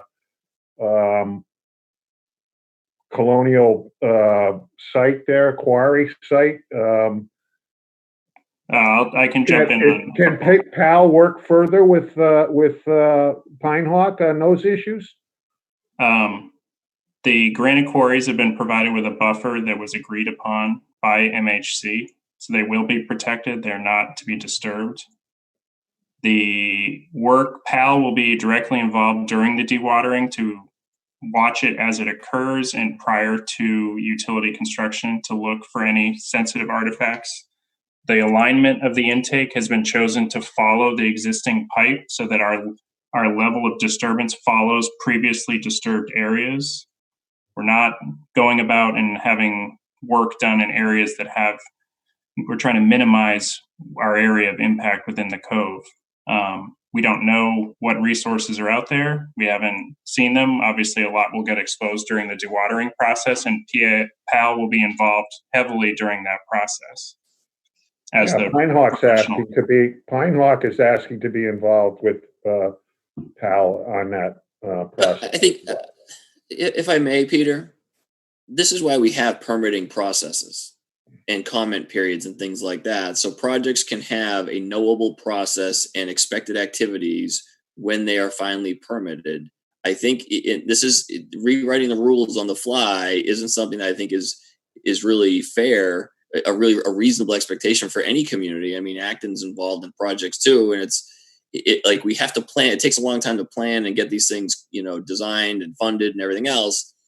And if we're constantly in a state of rewriting what we're supposed to be doing after permits have already been granted, it's really a challenging and unfair position for the town to be in, especially if the permits have been granted and for good cause, we haven't been able to act on our project. I think that that's not to say, and I want to separate this, that's not to say that we shouldn't communicate with people who have concerns about the project and find ways in the execution of the permitted project, ways to try and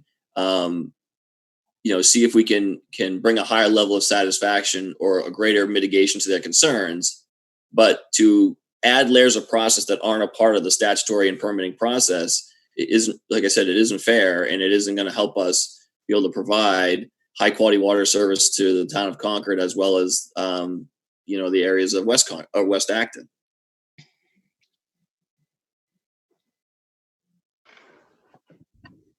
Go ahead, John. I just wanted to quickly follow up on a question from earlier regarding the third-party consultant. We have contracted with that person or that firm, and they're waiting for more activity to begin before we start working with them on the project. Just to close the loop on that. So I just wanted to say, Stephen, I completely understand that once things are permitted, you want to go with them. I think all we're asking for is a little bit more back and forth, and I think you've agreed to that. With the Pine Hawk folks, maybe you can accommodate some things like the drones looking over the pond when the water is down, and not other things, and that's fine. So I would move that we extend Concord's site plan and special use permit for the water treatment plant until January 6th, 2022, to be concurrent with the Conservation Commission approval. Is there a second? Second. Motion made and seconded. Will the clerk call the roll? Mr. Benson, Aye. Mr. Berry, I'm going to vote against this motion. I'm from Missouri, okay? I want to see it on paper. So I would like to see if we already have contact with a person who's going to facilitate this communication. I would like to see a communication plan written down. We intend to start meeting with the residents on this date. We'll meet regularly, whatever. And until I see that, I'm going to vote against the motion. Well, hold on. We're in the middle of a vote. Okay. Mr. Martin, Aye. Ms. Gardner, No. Mr. Trotter, no. 3-2. Motion does not carry. Okay. So so let's try to come up with a path forward then.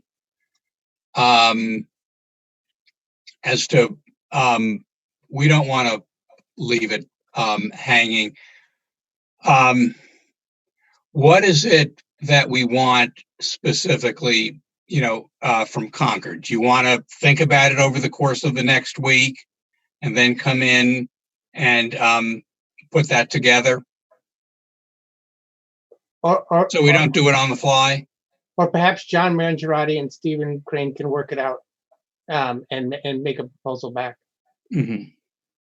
And it could be in our next agenda. Can I make a suggestion? Sure. And I'm happy to talk to, and John and I will certainly talk about this going forward. But I think maybe, I know we have our experts on our team that help guide us in matters like this. I know you have them on your side. Maybe I would I know I'm going to talk to my folks and find out what our options are. I would maybe suggest that Acton does that as well. I mean, this issue is pretty complicated. There's litigation that's obviously ongoing, not related to this special permit. But I just think that I appreciate the board's views. I really do. I just want to make sure we're not in a position of getting outside what the rule book says we're supposed to be doing. Okay, so we'll then turn it to the two managers to come up with a path forward as to what things. I think that's a good idea. Okay. Yes. John? What is the specific, if it's a communication plan, if that's one thing, what's the others? All right, so one would be the communication plan. It's clear under, what was it, 3.4, 3.3, I think it was 7, that prior to the start of the construction period, and that would be when the start of the intake pipe, that there has to be a reach out to the neighborhood to putting a construction plan in place to communicate with them as to exactly, what they can expect, what's going forward. I think Stephen had committed, earlier, to, beginning that process on July 1 with the anticipation that construction would begin sometime in September. And that should be the people you need to draw in on that would be Bob Sekula and Carolyn Kiley. The issue that Tim Castens had was, we got confirmation tonight that the change from a dry well to a wet well, which is an environmental improvement, that will be going forward. Does that require an amendment to the special permits we granted 2 years ago? Bob Ferrara, on behalf of Pine Hawk, I had directed him earlier to the environmental planner's letter, the last full paragraph on page 2, which outlined the process they followed, which I think was consistent with statute, where comments were sought. Maybe Pine Hawk thought there should be an extended comment period, but I would find out from Bob, does he understand, what's happened to date, and what else did he have in mind that's, within the spirit of this, not requiring things that are, outside of, the permitting process. Carolyn Kiley's question was, should the extension of the permit coincide with the extension of the Conservation Commission's, I think it's terms of order, rules of order. I think those order of conditions. Okay. I think those are the points, guys, from what we've had gotten in the mail the last couple of days. I would say I'm okay with that. John, do you get that? Yes, just are we bringing this back next week, or what's the timeline? Because the decision, it was a request to consider that tonight, and it wasn't continued, it was decided. So I think we'll review it. Why don't you take 2 weeks? We're meeting every week now, and bring it back to us. I mean, we'll get there. Very good. Okay. Thank you all so much for your time. I made that commitment to improve communications in a spirit of good faith so we can work together. I'm hoping the vote outcome is just a temporary setback and that hopefully shared desire to work together. And have a great night. Thank you. Thank you. Okay, everybody take a deep breath. COVID response discussion. That's next on the agenda. Dean. Yes, I'm concerned about the situation we've got with our recreation areas, especially the Acton Arboretum and the Assabet River Rail Trail specifically, with the limitations on parking, which I think are frankly unreasonable. I went to the Acton Arboretum today, and there are only 12 parking spaces available. Everything else is blocked off. Several of the individuals there was just single occupancy cars. So we could have had as few as maybe 15 people at the Arboretum, and that's spread out over 54 acres. Last week, I walked the section of the Assabet River Rail Trail in Acton. And again, the parking had been cut basically in half. So I believe we only have 5 parking spaces. So it's a situation where the only place that there's a crowd seems to be at the parking lot and people waiting in line to try to park so they can go out and recreate. I think it's an overreach of what's been going on. I think that the Board of Health should look at these, the impact of this. I think even many of the state parks, I was up at the Leominster State Forest the other day, and they don't have any restrictions on parking there. I think it's important that people be able to get outside and walk around, and we're artificially creating a real logjam in these parking areas. So now that things have changed, people are more aware of having face coverings. It's now a mandate from the governor. I think people are being more careful, and I think that the Board of Health should look at relaxing some of their very stringent regulations, possibly including narrow park. So my intention is to bring a motion that the Board of Selectmen ask the Board of Health to review these parking restrictions and see if they can provide us with some relief. Is there a second? Second. Motion made and seconded. Further discussion? This would be parking restrictions at which spots? Well, I think that they should look at all the spots, but specifically, some of the areas where there's plenty of room, like the Acton Arboretum, 54 acres. Assabet River Rail Trail, there's a mile of trail, and there's only allowed parking for 4 cars there now. I think those are unreasonable. But I think when they start looking at these things and speak with Natural Resources and Recreation, maybe talk with the police about any issues that they've seen, and look in general, but those are the specific areas that I visited over the last couple of days. Any further discussion? David? Yeah, I agree. I could forward them to the Board of Selectmen. I wrote up 2 detailed visits in the beginning for the Board of Health, documenting what happened at Narrow Park. I saw, I went at 2 busy times, one at noon on a weekday, one at noon on a weekend, on a nice day. I saw no cases of virus transmission.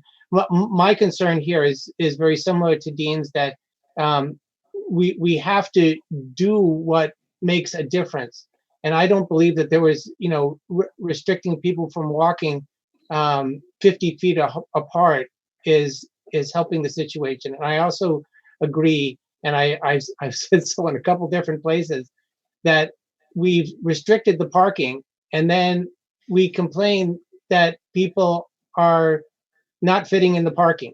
And I don't, so it's been self-justified by doing that. I know everybody's trying to do the right thing, and I'm not criticizing anybody for doing the wrong thing, but I think it's hugely important that we ask the public to do things that are going to make a difference in the virus transmission, and not things that don't make a difference. And I don't believe that walking at proper social distancing, restricting that, is making a difference.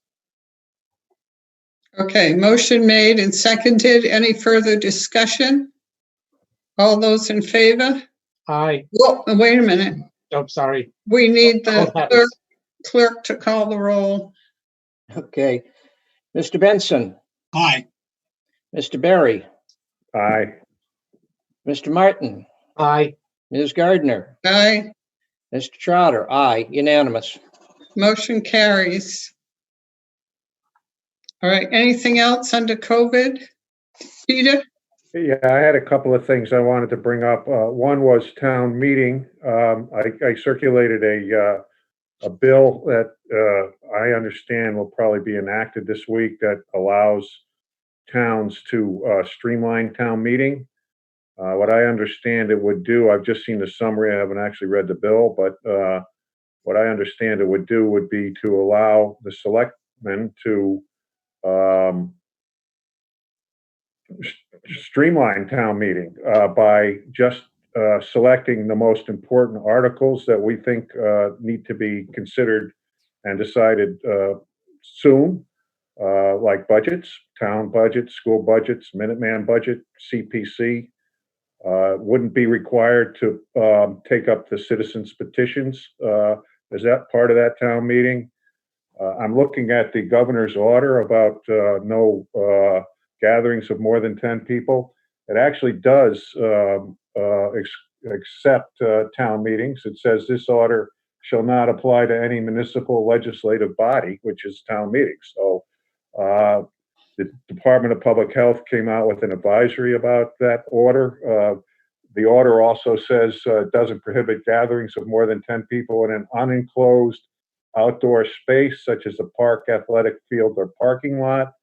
The DPH advisory recognizes that language, but says, they don't necessarily recommend it. But we could hold a town meeting on the football field, the same way they do graduation. We could hold it outside.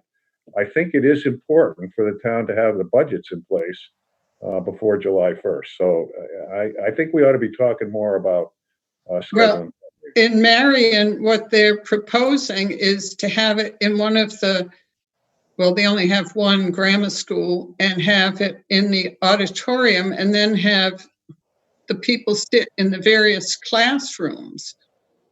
So we could have 10 overflow rooms at the high school. That's right. So in this Peter, in this proposed legislation, it would assuming the governor continues the 10 people prohibition order, it would exempt town meetings from the prohibition. Now I'm looking at the governor's order itself. It exempts town meetings. It exempts. This is the order of about 10 people gathering. 23rd of March. It says, this order shall not apply to any municipal legislative body. That's town meeting. The opinion that we had gotten from our town council was that that would apply to the select board, select board meetings, but town meetings of several hundred people were covered under the prohibition. I don't think that's right, John. I didn't see that. Sorry, go ahead. We're the executive body, not the legislative body. And there are other towns who have held or have their town meetings scheduled. Town meetings, some towns had town meetings in March before that order went into place. The advice that I had was that the exception for for municipal bodies would have been city councils, select boards. City council is the legislative body. So city council is equivalent to town meeting. So the mayor is the executive body, right? So no, but my understanding is Peter's understanding, and that's what I thought town council told us. But I think the bigger issue is where and when, right? I think we can if we want to. It's just, do we want to? And if so, where and when? Do we have to make that decision tonight? No. No. Okay. What else under COVID? Peter? Yeah, I just wanted to talk about sustainability a little bit. We had a sustainability group that was meeting. That's kind of been put on hold now. I talked to Corey York a little bit. They're still being able to sell the metal and plastics. They're paying $40 a ton, I guess, for the paper, but they still are able to at least get it recycled.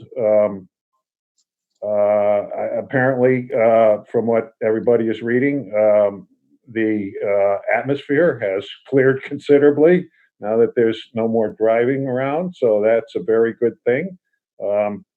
there's some indication, I guess, that pollution contributes to the virus spreading. So we did, and the state banned reusable bags at the grocery store. But I want to remind people you can get paper bags. You don't have to use plastic. They wind up in our trees and in our streams. I go to Market Basket, and you have to ask for paper there. I don't know how Roaches is handling it or Stop and Shop, but if you ask for the paper, you get it. So the extent that people have the ability to use paper, that's a better alternative than the plastic bags. Okay. Anything else, John? Yeah. I guess, John, were we able to get out the request from Nancy Tavernier from the ACHC to spend money from its ACHC discretionary funds to establish for housing needs, for utilities, mortgage payments, rent, security deposits, on a program that would be administered by Laura Ducharme? I think that we certainly are setting up for that, but we're going to put it on the agenda for your. Okay. Do we? One other thing, John. Do we need any discussion on the governor's May 6th order with respect to masks? I guess it's in the Board of Health's domain.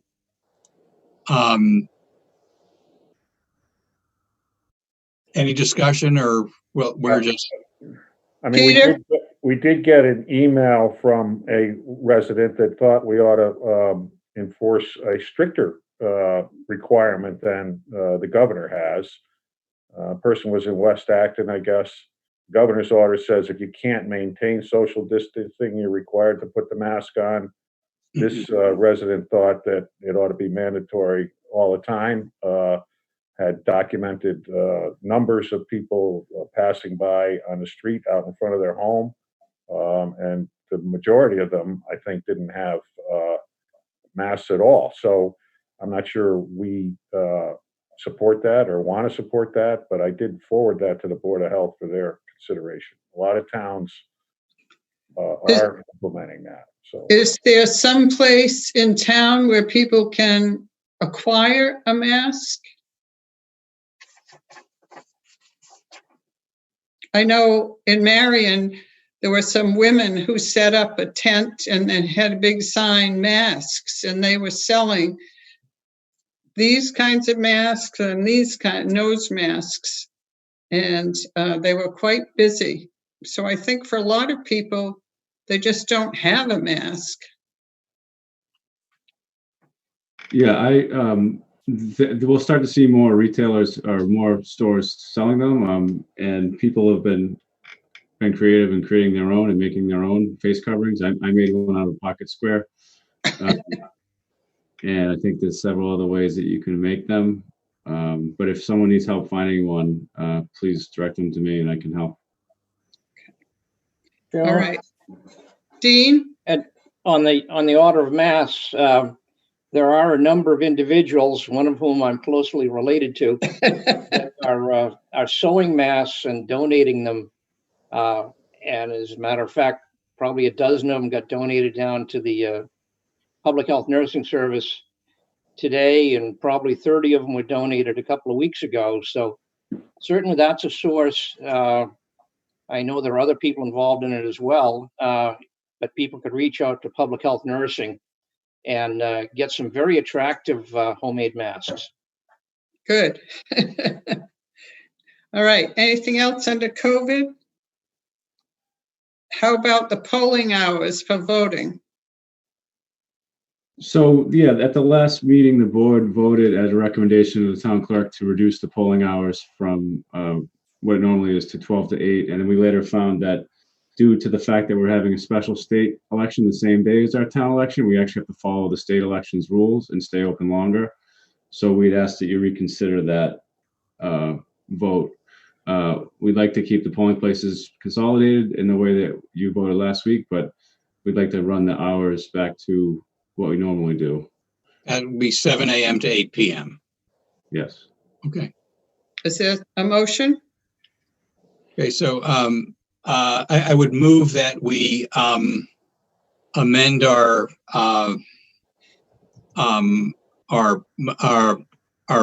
order of last week, that polls on June 2nd will be open from 7 a.m. to 8 p.m. Is there a second? Second. Motion made and seconded. Will the clerk call the roll? Mr. Benson, Aye. Mr. Barry, Aye. Mr. Martin, Aye. Ms. Gardner, Aye. Mr. Trotter, aye, unanimous. Okay. So, and just to follow up, we are, as I mentioned in earlier comments, in the Municipal Monthly, we've notified people about the polling locations, but the clerk is actually going to do a separate postcard mailing about this specific change so that everybody's notified. Okay. And small business relief measures? This is a conversation that we started a few weeks ago, and it was suggested that we keep it on the agenda, and that's why it's here. There aren't, I think we're going to be talking about this with the Finance Committee on Wednesday, just to see any additional input that they have further from what they said a few weeks ago. But other than that, there isn't anything on my end to report here. Okay. Any comments from the board?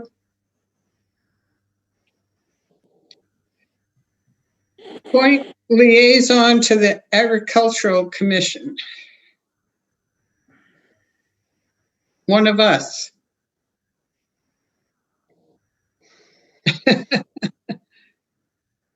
Dean. Well, not that I need any more committee assignments, but I think I'd be an obvious choice considering my background, unless anyone else would like to take that on. Is there a motion? You move that Dean become the liaison to the Agricultural Commission. Is there a second? Second.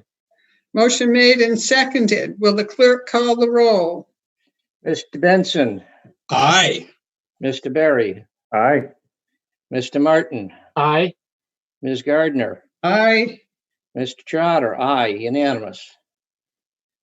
Great. Congratulations. Thank you. Okay. Authorize the chair to sign an extension to the Piper Lane Memorandum of Agreement. Did you miss item 9? Did I? Yeah. Oh, volunteer. Yeah. Postpone volunteer appreciation reception. Yes. Do we need a motion? Are we literally postponing it or canceling it?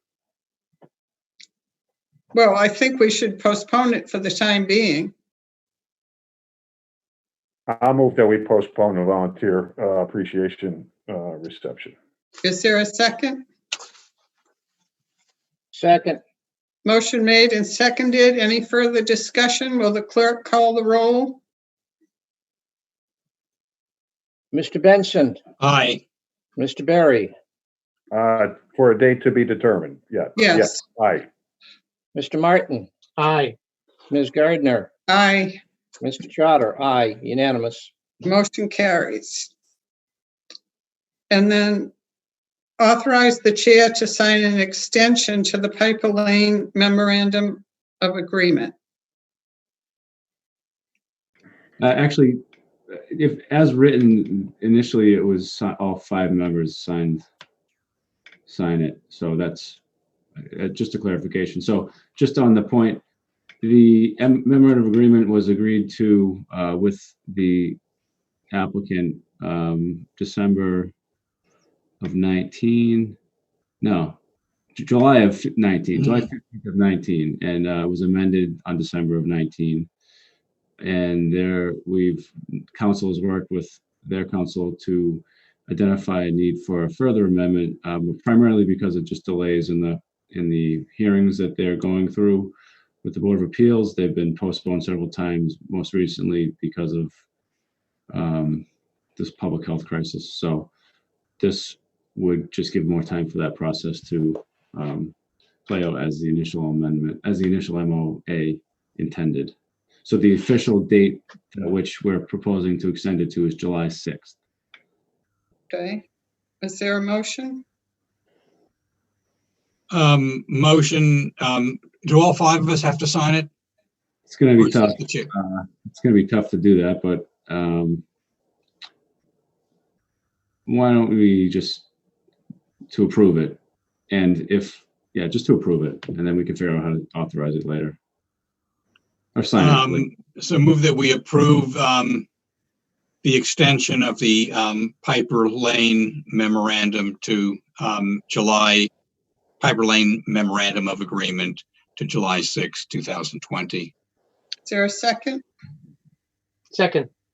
Motion made and seconded. Any further discussion? Will the clerk call the roll? Hold on 1 second. I just have, I vaguely remember signing something and agreeing to something, but once again, if you could just include this in our package, so I know exactly what we're, I can go for it, but. I have it go through it right now. I just got it tonight. So. Well, the original, okay. I mean, the original, so I just know what the heck we're voting to extend, but that's all. And the same thing with the discussion about the small business thing, to have Selby's memo, to look at when we're discussing that is very helpful. To dig back and try to find it in my millions of emails I get, it would just be helpful, that's all. So, okay. Dean? Nope, no comment. No. Call the roll. Okay, Mr. Benson. Aye. Mr. Berry. Aye. Mr. Martin. Aye. Ms. Gardner. Aye. Mr. Trotter. Aye. Unanimous. Motion carries. All right, anything else before we go to the consent items? 11, committee appointments. Heidi Porten, Patrick Hearn, and Paul Simeone, full members, Agricultural Commission. Term to expire 6/30/2023. 12, committee appointment. Janet Adachi, full member, Acton Community Housing Corporation. Term to expire June 30th, 2023. 13, approve one-day alcoholic beverage license, Amanda Katz, Narrow Park, October 10th, 2020. Hold. What? Hold that, please. Okay. Accept gift natural resources from the Lions Club for $1,565 towards a memorial bench at the Ice House Pond Recreational Area in memory of Lion Palo Pierce. So a motion for consent items 11, 12, and 14. So moved. Is there a second? Second. Motion made and seconded. Will the clerk call the roll? Mr. Benson. Aye. Mr. Berry. Aye. Mr. Martin. Aye. Ms. Gardner. Aye. Mr. Trotter. Aye. Unanimous. Okay. Peter? Yeah, this application looks for a permit for October 10th of 50 people for a small wedding ceremony. Receptions in another location, it says, but Acton Narrow Park Pavilion. I don't know how we handle these things. I mean, if we grant it, there's a lot of talk about, there being another surge of this menace in the fall. I don't know, would we grant it now and then rescind it if you can't have 50 people meeting? That was the only question I had. Or wait, or what? Somebody's going to have a wedding. They want to know ahead of time, I guess, what the arrangements are. I don't know what other venues are doing. Like, is the Concord Country Club taking reservations for receptions in the fall? Those were my thoughts that came up around that. That's all.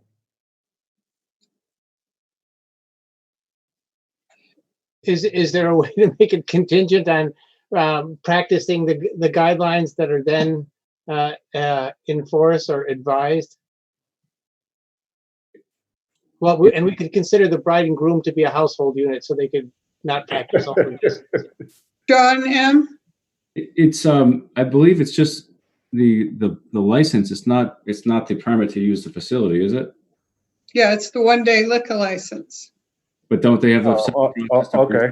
to use the facility? So if they can't use the facility, the rec will tell them, and then they'll just have a license they can't use. Well, that's a good point. Yeah, I guess the rec department has to rent it to them or lease it to them or whatever, right? So, okay, that's a separate process. Yeah, okay. So do we want a motion for this? Yeah, I'll move we approve it. Motion made. Is there a second? Second. Motion made and seconded. Any further discussion? All those in favor? Please call the roll. Mr. Benson. Aye. Mr. Berry. Aye. Mr. Martin. Aye. Ms. Gardner. Aye. Mr. Trotter. Aye. Unanimous. Motion carries. We're going to have to give you a raise, Dean. One housekeeping matter before we adjourn.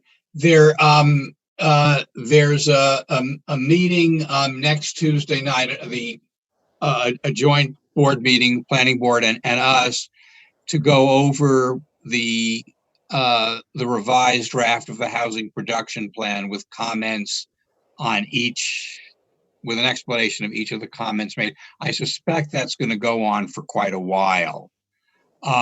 Shall we as a board meet separately next Monday night to conduct our weekly business and just limit the Tuesday night meeting to the joint board meeting on the HPP? John? So I should have mentioned this at the beginning of the meeting. Hopefully nobody was watching, waiting for the 66 Harris Street matter to come up. But that was supposed to be scheduled for tonight. And it was extended to May 12th. And it's a notified public hearing. So that would have to go forward that night unless it's continued again. That's for the fire station project? Yeah. That's Tuesday night. Yes. Okay, but we already had scheduled the HPP joint board meeting that night. Yes, it's, let me just see if it's a time certain. So theirs is, I guess it would be 7 o'clock. Yeah. The joint board. The way it's written, it's for a 7:10 public hearing. So as long as it doesn't start before that, it's fine. It has to start after 7:10, so it might be starting very late. But we already postponed it a few times. We certainly could postpone it again if that's the board's wish. But we do want to get moving, have that project not fall too far off schedule. Okay. You can't move it up a day. It's already been advertised, I take it. Yes.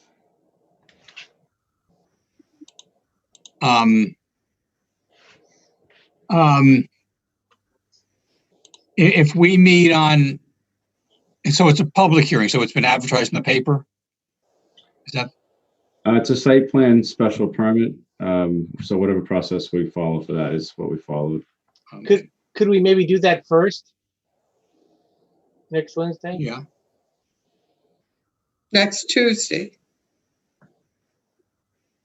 So next Tuesday. Tuesday. You're right, Tuesday, sorry. Next Tuesday, we have the fire station and then the housing. Yeah, I suggest we do them in that order. Okay. Do you want to, how about our meeting for regular business? Should we try to do that Monday night? Because I think the HPP thing is going to go on for a while. Yeah, but the Harris Street thing will probably only take half an hour or less, right? So. Okay. Well, no, I have no problem with the Harris Street and then the HPP. We're committed to both of those. Do you want to have a regular business meeting after the HPP or? I would suggest, I'm sorry. Go ahead. Peter. I would suggest Monday night. I mean, I think if the FinCom has discussion about the proposals for the small business relief, we will have things to talk about. I mean, we don't have to have a long meeting, but we can continue our COVID-19 discussion. I think trying to have a regular business meeting on Tuesday is not going to work with the two other issues that we already got scheduled. Okay, so John, can you try and schedule Monday and Tuesday for us? Sure. Well, Tuesday's already scheduled. I know, but It's just Monday. yeah. Yeah. So I had one question about Tuesday. The way the presentation was, the public comment period is closed. So you're obviously anticipating that public will have input into this. No new comments? Is that what it is, basically? No, that's discretionary. We could allow further further verbal comments at the meeting on the 12th. Okay. Just wanted to make sure I understood that. Okay. But before we sign on the dotted line for Monday and Tuesday, there's a Board of Health meeting on Monday, and I usually go to those. You know, are we going to have emergency things that we need to do next Tuesday, or can we, you know, we at the end of the meeting we can still have COVID on the agenda, and so you know, if there's something we need to discuss, we can discuss it. But I would suggest that we just have our Tuesday meeting and do Harris Street, HPP, and then anything that's urgent. Or do you want to try Wednesday? Oh, well, all right, you could do it that way, or Wednesday night to accommodate. We could, but do we have to have two meetings? Or is it? I just thought because of I would anticipate that the HPP is going to go on for a while. And yeah, but if we do 7:30 to 10:30, isn't that enough? Dean, what do you think? I'm with David. You know, now we're having weekly meetings. Now you're suggesting 2 meetings in 1 week. I think we've got to put a limit to it, and certainly want to take as much input as possible from the HPP. But I think we've got to tie a bow on these things. So I would certainly favor just going with the 1 meeting that's already scheduled, and we'll run it as efficiently as possible. You know, exhaustion sets in here. Okay, I'm okay with that. All right, I'm okay too. All right, so just everything on Tuesday night. Yeah. And it just also as a housekeeping thing, is anybody going to the ZBA meeting tomorrow?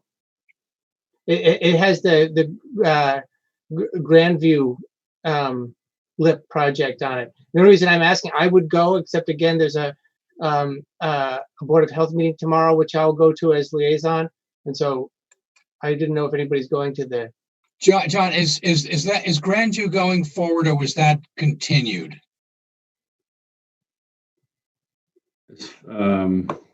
Let's see. I think there was a note sent out. Just hold on. Where is Grandview? That's on Great Road.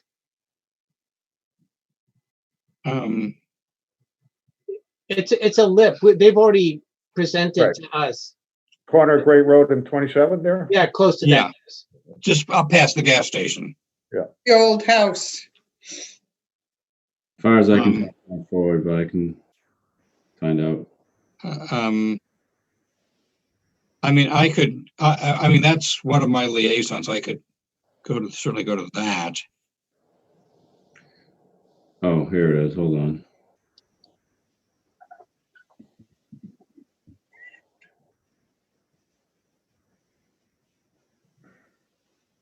Yo, it was postponed to the 5th. Okay, so it's on for tomorrow night then. So it was continued to the 5th.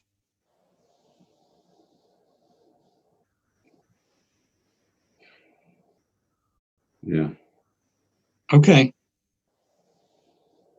All right, so we're all set for next. Sorry, hold on. I'm sorry. I got 30 emails about it, but it looks like it's the 12th. 12th. Which would be even more problematic. Why don't I look into it and let everybody know in the morning? Okay. No, that's okay. ZBA, hold it. The ZBA agenda for the 5th is Grandview is on for tomorrow night, 7:30.